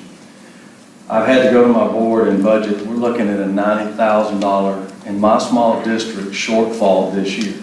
So we're eating that out of our general fund budget to finish the juniors this year and cutting it out for juniors next year because of the funding, because of the cost. And I'll just say Delta went on us up from $150 a course now to almost $350 per student. So that's we're trying to say, you want us to keep these pathways, you want us to offer these, but now we don't have the funding to do it. And then the second side of that is the accountability system. And I know we keep bringing that back and I hate it, but instead of 25% of it and not getting the funding, we're going to start taking and investing with parents, which the parents and children make their pathways, and push more for dual enrollment, which is going to make the cost go up because you're going to get a better percent on the accountability. And it's just, I think we're in for a nightmare with this. We've got to fund level 4. We've got to ask for that. And I hate that Mr. Edmonds left, because when I asked, do we need to have this taken to legislation and let them see what the MFP does? I think when we present it, they don't know the ins and outs of this. We have to teach them just like we're being taught. I mean, I've been doing this, 7 years, and I still don't know it all. You know, Mr. Falk and the CNO and I think Ms. Boucher were some of the original people with this. So they're schooling us. But this is, I think, really important, especially for the communities that can't get these internships and these bundles. We're going to go the opposite direction. So I heard you just say that now that the community colleges are dual enrollment is costing over $300 per student, and you're getting reimbursed 70? Well, I mean, you're talking about, I can give you my SEA allocation was $64,000. I've got to come up with 90,000 more this year to cover what we've normally done. And that means next year, my juniors' parents are going to have to totally cover. No juniors are going to get dual enrollment unless it is funded. Funded by the parents. Parents are going to have to cover that. Now, we've just been lucky to do that. There's a lot of districts that don't do that. But traditionally, we've been able to do that. So now we're having to transition to make up a cost that we used to almost break even and do pretty well. And that's another rural community with, you know, Can I ask how creative you think most districts get in, I know there are charters that are doing dual enrollment, and their dual enrollment is also counting for like their English course requirement. Are you thinking about how that one teacher can cover multiple sides of do your it all we can. accountability? You know, sometimes it's hard just to get one teacher to do one class. Now you want them to go and teach another subject too. But what I mean It's- is like, is there a world in which and I'm not gonna probably get this right, David, but like a world in which you have a professor, you know, Louisiana Tech, it's kind of up in your neck of the woods, that can also count, the dual enrollment also covers the English course? Like I'm asking, I don't know. Yeah, it does that already. make I mean, sense? when you're taking those dual enrollment courses, they're already counting that way. But the number of kids and the number of dual, I mean, there's more classes they could take, but through our pupil progression and we cut it to the bare core classes for their pathway.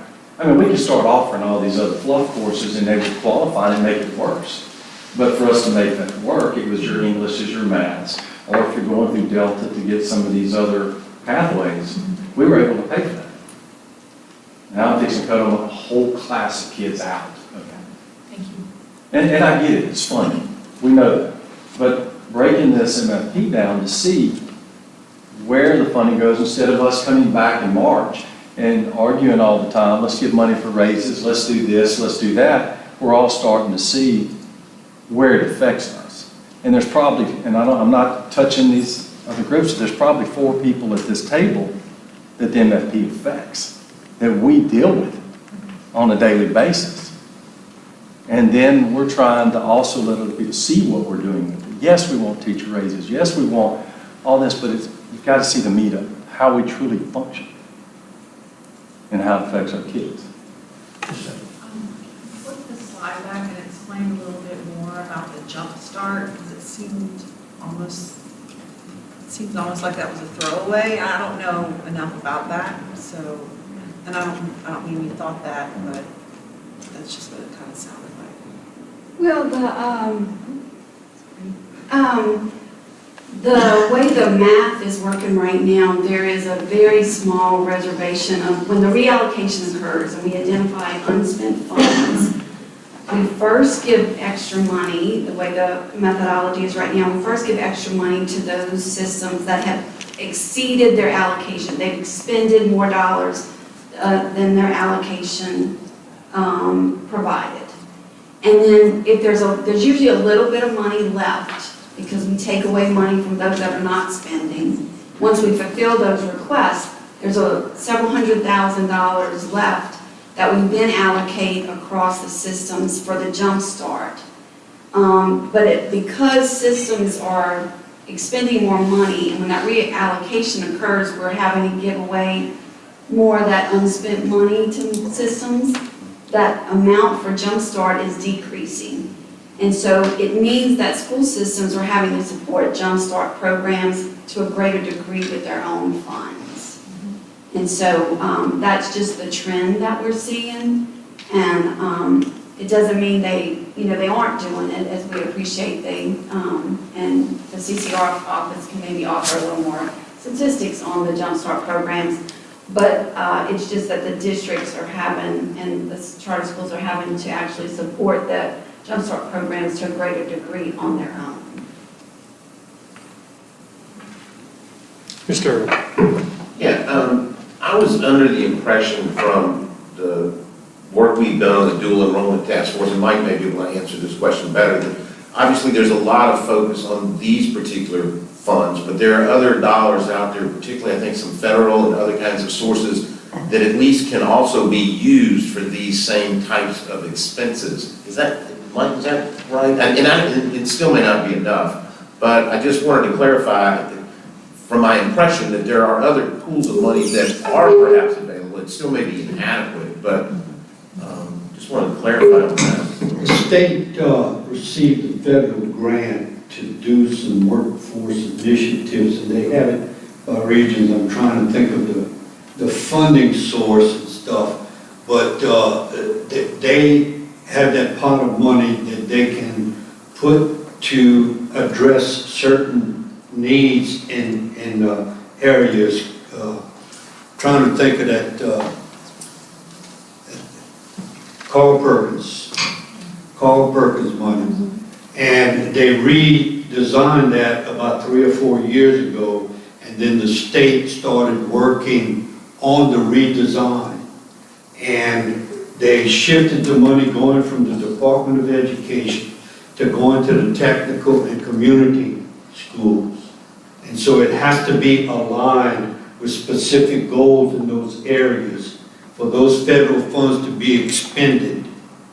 But at one time, Carl Perkins funds were flowing through to the districts, and the districts were able to use them. Okay.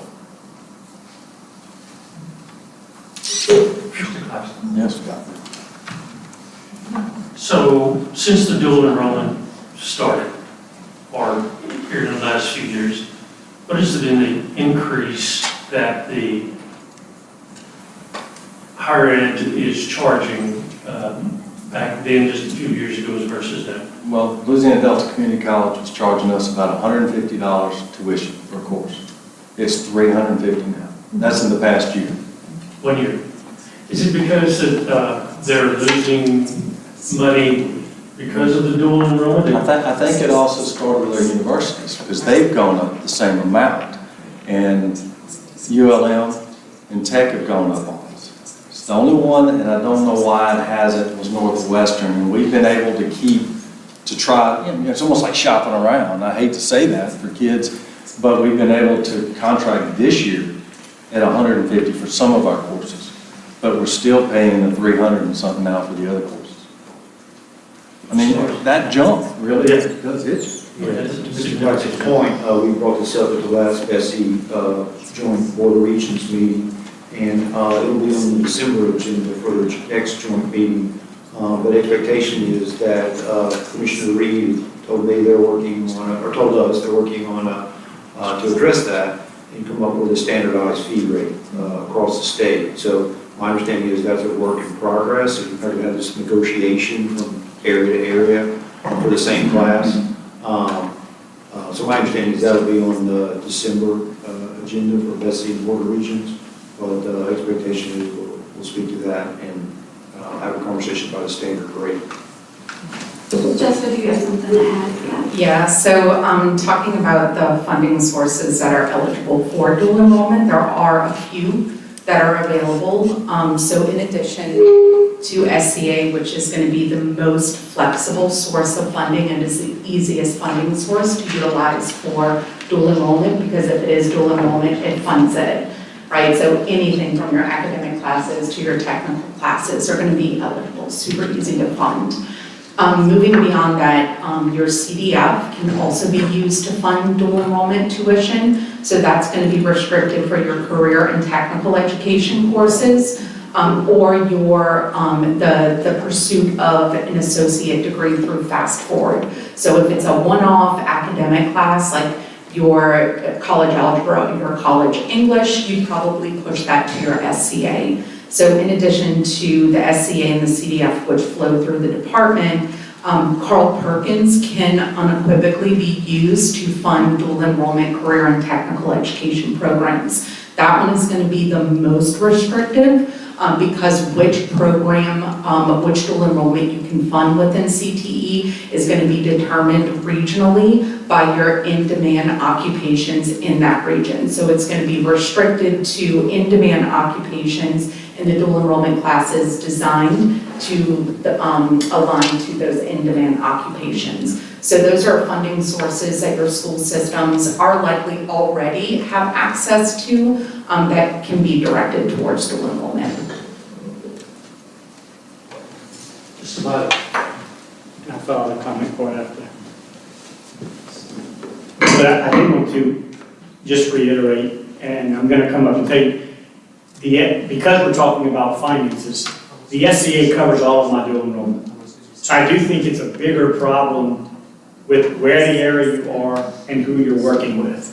We're a very large dual enrollment district, but the SCA funds do cover everything. And so when I do hear other superintendents say that, I think it goes a lot further, it's a lot further along the problem with the different entities. I don't think that we're talking that we've got to jack up the SCA allotments and take money from high cost, which we don't cover, from CDF, which we don't have enough. So when we're talking about reallocating money, I do want you to know that SCA funds do cover, they cover our districts. And so I think it's more of an area, and continued work with the dual enrollment task force with, when we first started, I started on that task force, we were setting this at the price. We were going to try to get consistent across the state, but somewhere along the way, that kind of got skewed. So I think that work still needs to be done. So as you're making decisions later on SCA, I don't think that's I would hate to, we can't cut it. Fred, I'm not saying that. But I don't think that's something that we have to skyrocket to at the expense of other programs. I think there's some other outside sources that are causing some districts not to be able to fund it.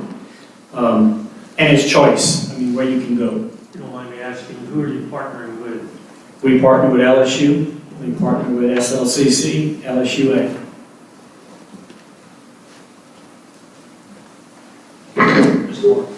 Yeah, to Superintendent Byler's comment on that, the slide that you had that shows the graph and we're short $8 million. Can we identify where that $8 million is? Is it in rural districts? Is it for specific course requests? Where's the focus there, the $8 million?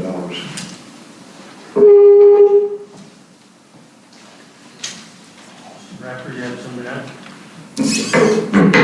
Yeah, just for the group, Ken Bradford, Chief of Staff. From 2012 to 2022, I served as the Assistant Superintendent over the Office of Career and College Readiness. I played a pretty large role in the development of the Career Development Fund and the supplemental course allocation. And as Mr. Falk alluded to, we will work with him on these balances, but I do, as we talk about the different funding sources, and I know it's been talked about systems needing funding for dual enrollment opportunities, but I'm going to list a few of the sources.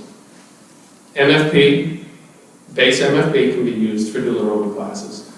The supplemental course allocation, the Career Development Fund, Carl Perkins funding, the base weight of the CTE, which is in the MFP, that's $49 million.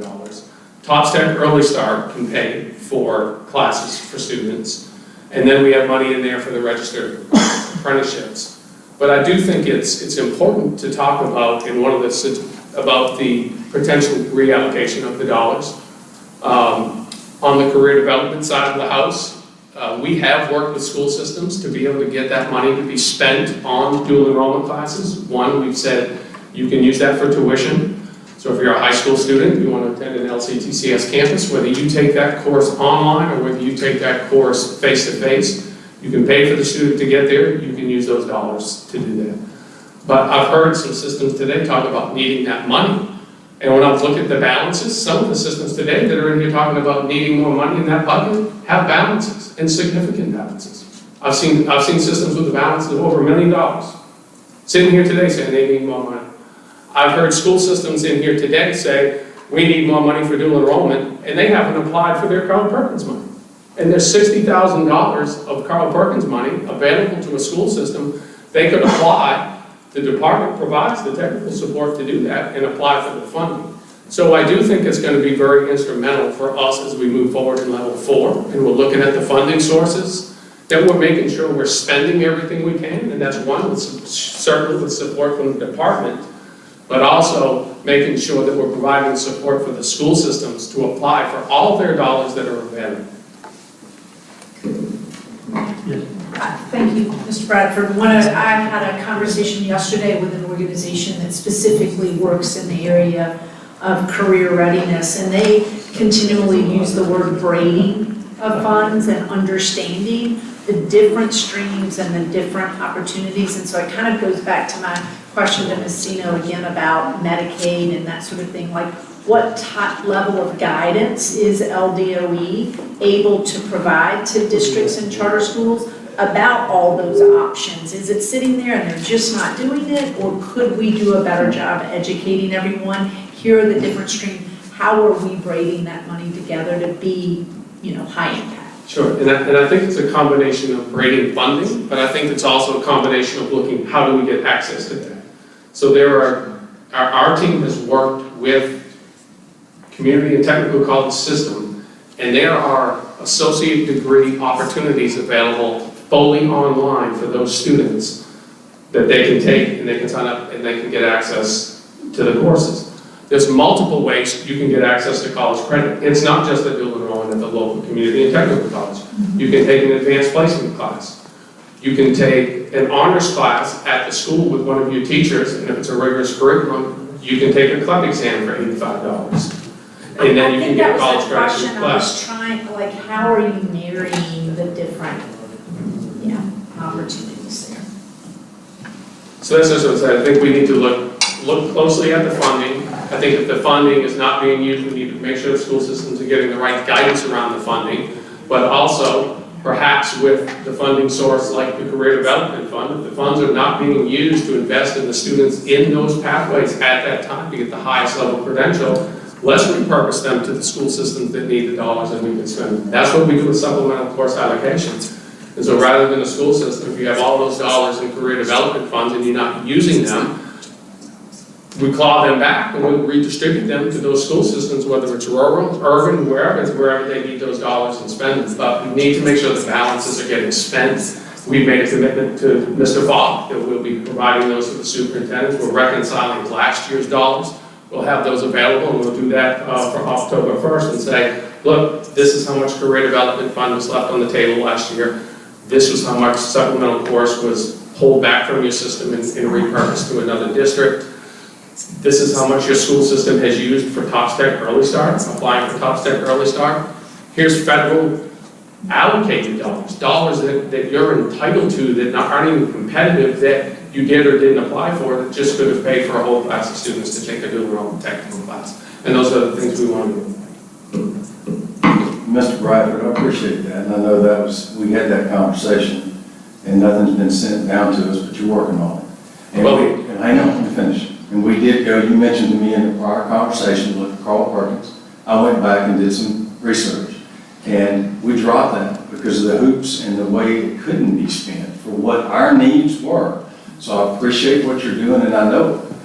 But again, if you provide us what is needed and the guidance that hasn't been there, but you said you are, and I love it. I'm excited for it. Yeah. But again, we're sitting here, and I told you before in the prior meeting, I'm fixing to go into some general fund money that my board's not happy with. Well, certainly, I understand that. You're waiting until October 1st to get the numbers because the school systems have asked us to have until through the month of September. We have to go to reconcile the numbers. We're all predicting numbers are down right now, so we're going to have less money. Sure, and it may be hoops for your district, but the other school districts are going through the hoops to get the federal dollars. You're one of only 2 school systems in the state that does not apply. But we did. And you turned down $60,000 If you go back and look, we did have the capacity. But you didn't this past year, and now you have to go ask your local school board for $90,000. No, we did in the But you had $60,000 available and you can see. And in the past, you couldn't spend it on. Carl Perkins has always been an eligible expense for When we used it, it couldn't be used for what our system was aligned with our pathways. I went back and talked to the person that used to go there. I want to throw her name out here. And all the hoops and things she had to go through, the money did not cover what we needed. So we use these funds the best we can. I'm not saying you No, won't. I get it, but you're one of two school systems that left federal funding on the table for Carl Perkins dollars, and it's hard for me to come in here and advocate for this group that we need to continue getting dollars and dollars and dollars when the dollars aren't being spent. So I do have one point I want to make, and I think we talked about it earlier. So we're one of the school systems that I think we utilize most of our money well. Our CDF funding, we did have a carryover, and it was because of some of the limitations that were there. We just could not spend it where it was allocated for. So I think the conversation around looking at where it can be spent and how it can be spent, and maybe opening up the veins of how we spend that money will allow a place like Ascension to be able to use all $2 million of it instead of leaving $1 million on the table. So, Can you give an example? Yeah, I want that too. first of all, you have to spend the money toward pathways for students. So like 50% of our students are all already college and career bound and are not looking to go to a local technical college. They want to partner with RPCC. They want to partner with LSU and not necessarily RPCC. So if we don't have enough students that fall within each of those allocations, then we can't necessarily spend that money on those students. Those funds are already dedicated to specific schools? No, we dedicate them from the district level, but we have 24,000 students, and all of our 11th and 12th graders, most of them qualify for it. So I just think there's a mechanism that sort of holds us up with, and I know it was 1.1 million, I believe, for us that was a carryover, and I was aware that that took place. And so there were mechanisms that held our students up from being able to utilize that money adequately. Now, let me tell you, on the other end, Ascension Parish uses MFP, Carl Perkins, and anything else that we have in our arsenal to make sure that all of our dollars touch a student each and every day. So I'm not here saying any of our students were denied access, because they were not. But that was a mechanism that held us up according to our district. Better understand. I'll pull it for you. I'll pull it for you. Okay, thank you. So, Mr. Cox, you're all going to connect on that and hopefully try to come to some kind of resolution on that. Anyone else, anything else? You want to recap? So what I heard was that we need to provide some information on that shortfall, that difference between what was expended versus what we reimbursed. And then perhaps we need to list out more comprehensively for the group those things that the money can be spent on, so that you can have a visual of that and maybe work with Dr. Walker to get some examples. Would that be helpful? Yeah, I think the main thing for me that's second item is just to appreciate what the barriers are for use of the funds. We're talking about $1 million plus in several districts, so we can certainly put those funds to better use. So we really understand what those barriers are. I think that's a significant comment. Okay. There's nothing else on that. I think we have one more topic to cover.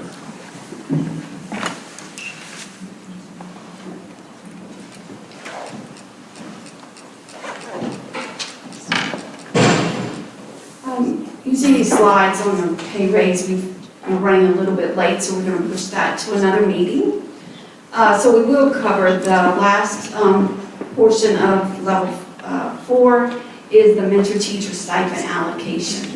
This allocation was developed to ensure that the mentor teachers are supported in their effort to actually mentor the new resident teachers. This is relatively new. Right now, the teacher preparation model for the mentor teachers are to support undergrad year-long residents as well as the post-bac certification residents. These mentor teachers are professionally trained and credentialed in order to help these aspiring new teachers, and it is considered an important step in the leadership pipeline for talented educators. This is relatively new. It was first implemented in 22-23. Adopted for the first time, and it continues in the 24-25 formula.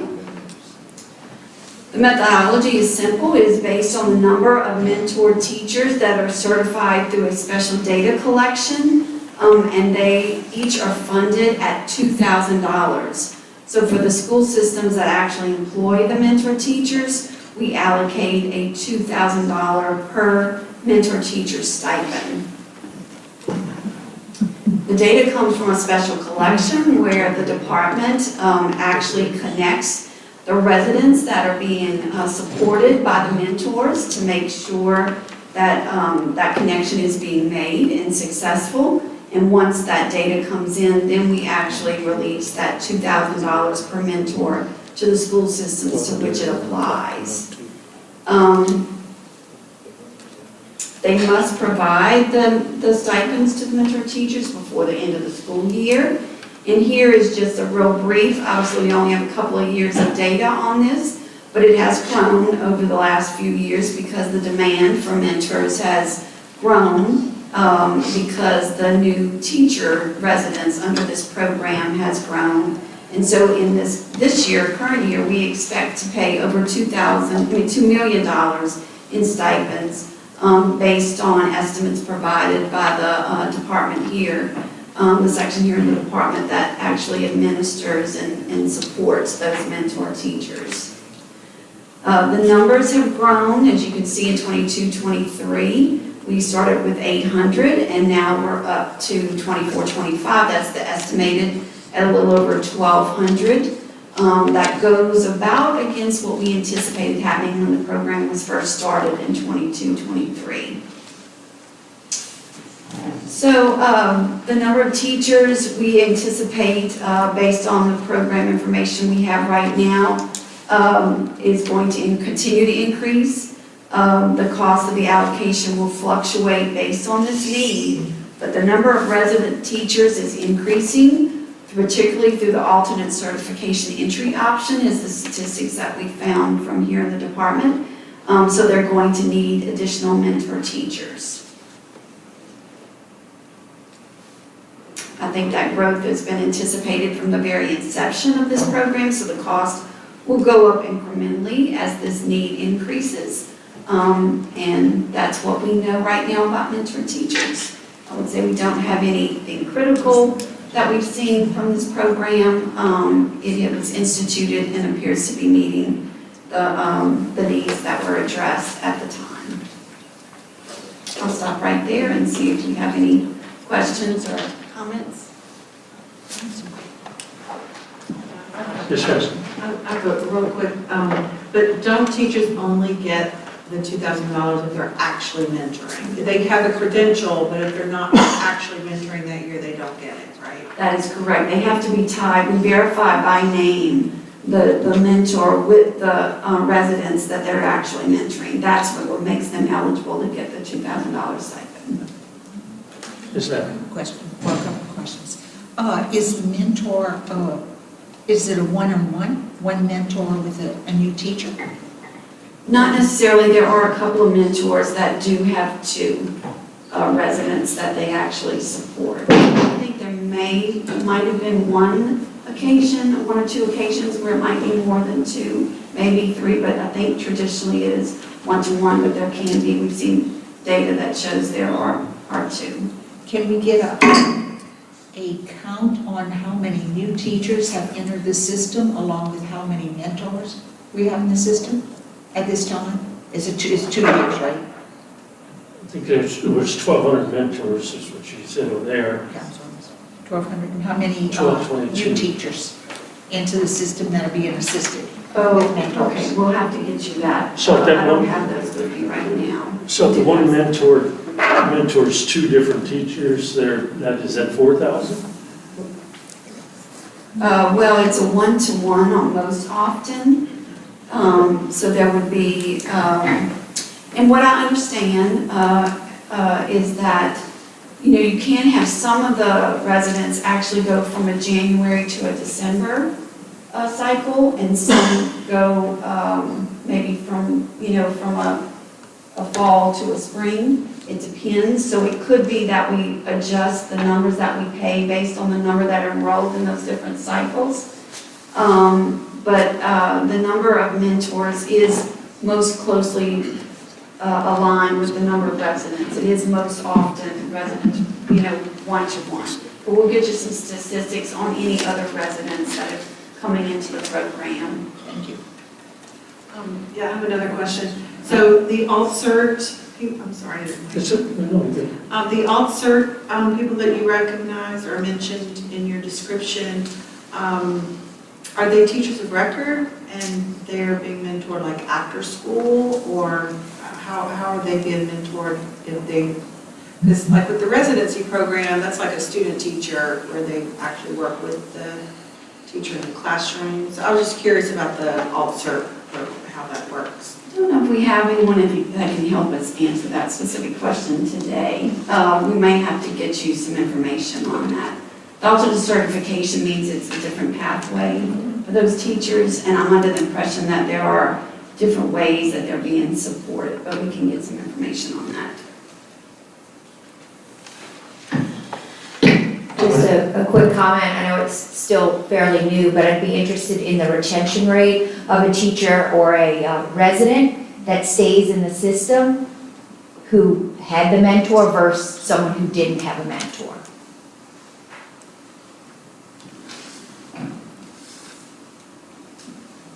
Anything else on that? I want to go backwards, so I'll let you close this out, and I apologize. I have one thought on how we closed out on that SC. Okay. Conversation. You want to recap on this? One other question. The mentor, is that $2,000 allocation once a year, or does the mentor get, if they mentor a teacher for a half a year, do they get $2,000, then they have a new teacher, that they get another $2,000 allocation, or it's just once, a one-time something? Well, it's tied to the completion of the residence year. So in other words, the mentor is paid the $2,000 once their resident completes the cycle, I think. But we can, yeah. I have feedback from the field, right? Because we do a lot of training of mentor teachers and, help them get the credential. And it's still a whole lot of work to get the credential.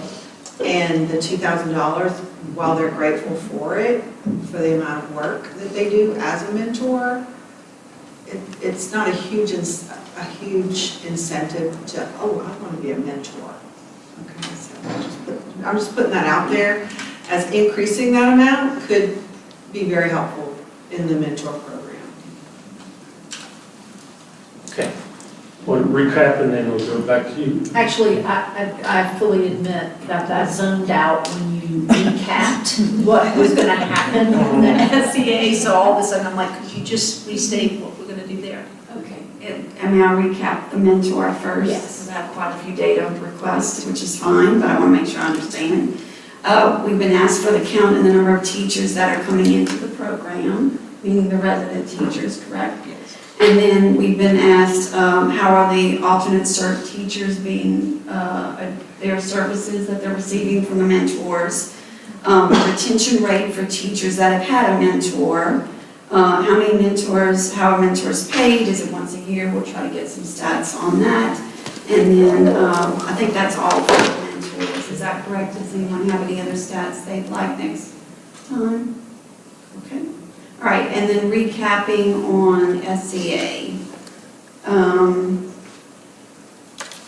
We talked about on researching why dollars were not, make sure I have SCA, sorry.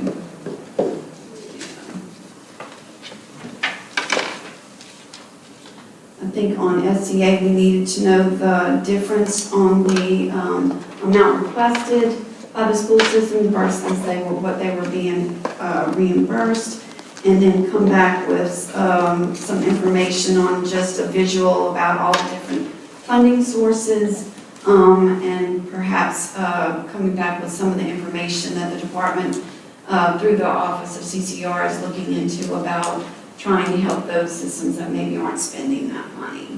The piece on clarity on the different streams, and then again, what I heard between Superintendent Claxton and Mr. Bradford seemed to be more like, well, I didn't know I could do that, and did you know you could do that? So thus that, how much guidance and how clear is the guidance and specific to systems and charters on the options that are out there that can Just be. to clarify, we've already had conversations, and just to help, so the conversations are, there are things that we don't know, and you heard Mr. Bradford did say, we're going to send out that information for you may not know there is a pot to spend. And you get into the different things. Every system is different, we know that, and how we do things, but he did tell us in the prior meeting that they are looking at ways to push out that they hadn't done in the past to make it better, where we know there is more funding to help us. And I think that's a plus, that's great. So you should see more. If you didn't spend this or you did, they're going to send out something that says, oh, look, this can be used for this, or this can be used for this, because there may be some funds we use one way that we don't know we can use for something else. Okay. So I have Dr. Horton, who last president, would like to speak. Yes, sir, thank you. Ken Ortling, Superintendent of St. Charles Parish, also President of the Louisiana Association of School Superintendents. So obviously there were some comments being made relative to CDF funds, SEA funds. So I texted my own career development facilitator, so I've got a little bit of clarity as well, why perhaps systems did have additional funds left over. It wasn't quite as clear as what was described recently, but his response to me relative to CDF fund last year, do we have any left over? He's like, no, we were able to use it this year for SCA allocated courses. In the past, that was not the case. So he said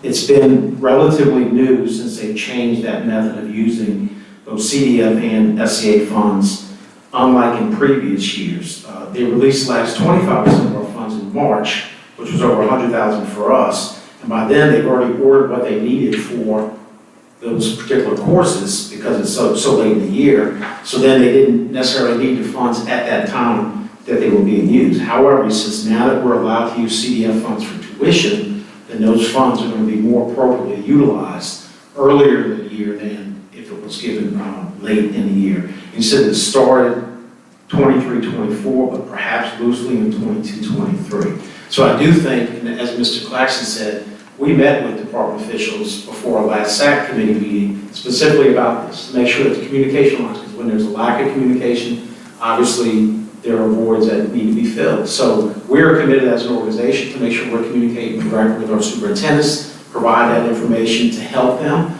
Also want to remind this committee or this task force, 2/3 of the superintendents in Louisiana are new in the last 3 to 4 years. So when we talk about running a school system or charter schools, it is a very difficult process to manage, more or less know where every fund is allocated. So I certainly feel as though if we have more commitment to providing the communication necessary, and not just communication, this is another thing I say often, communication is different than engagement.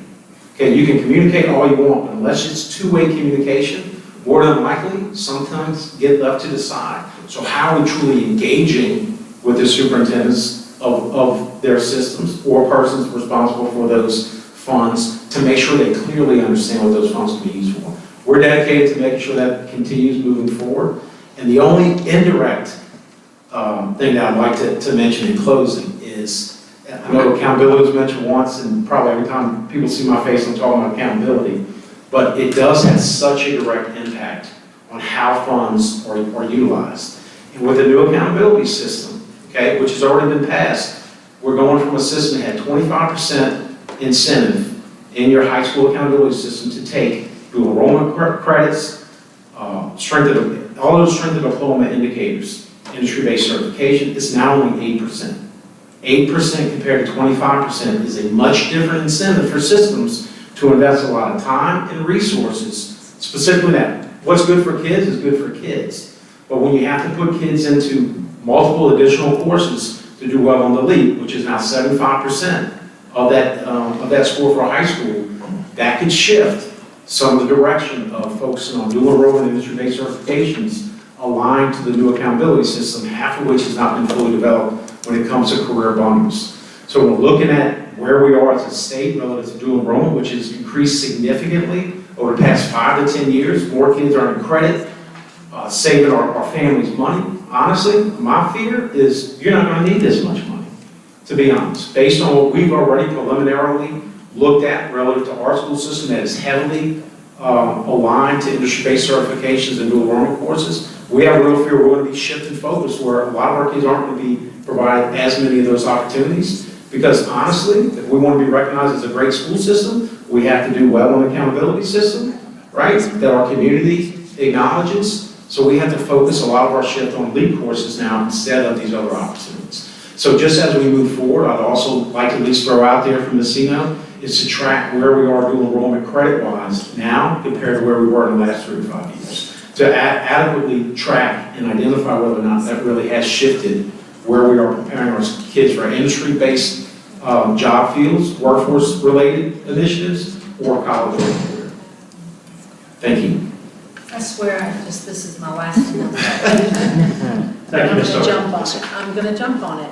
If accountability is setting the priorities of what we think we need to be doing for kids, then I don't understand why we have to create a funding formula that has these dedicated, like, I'm going to push level 1 funding, here's the accountability, you know what you need to do for kids to do well on accountability, go spend your money appropriately, versus being told, well, here's the pot that goes here and here goes there. So I'm going to get on my horse. I believe in accountability.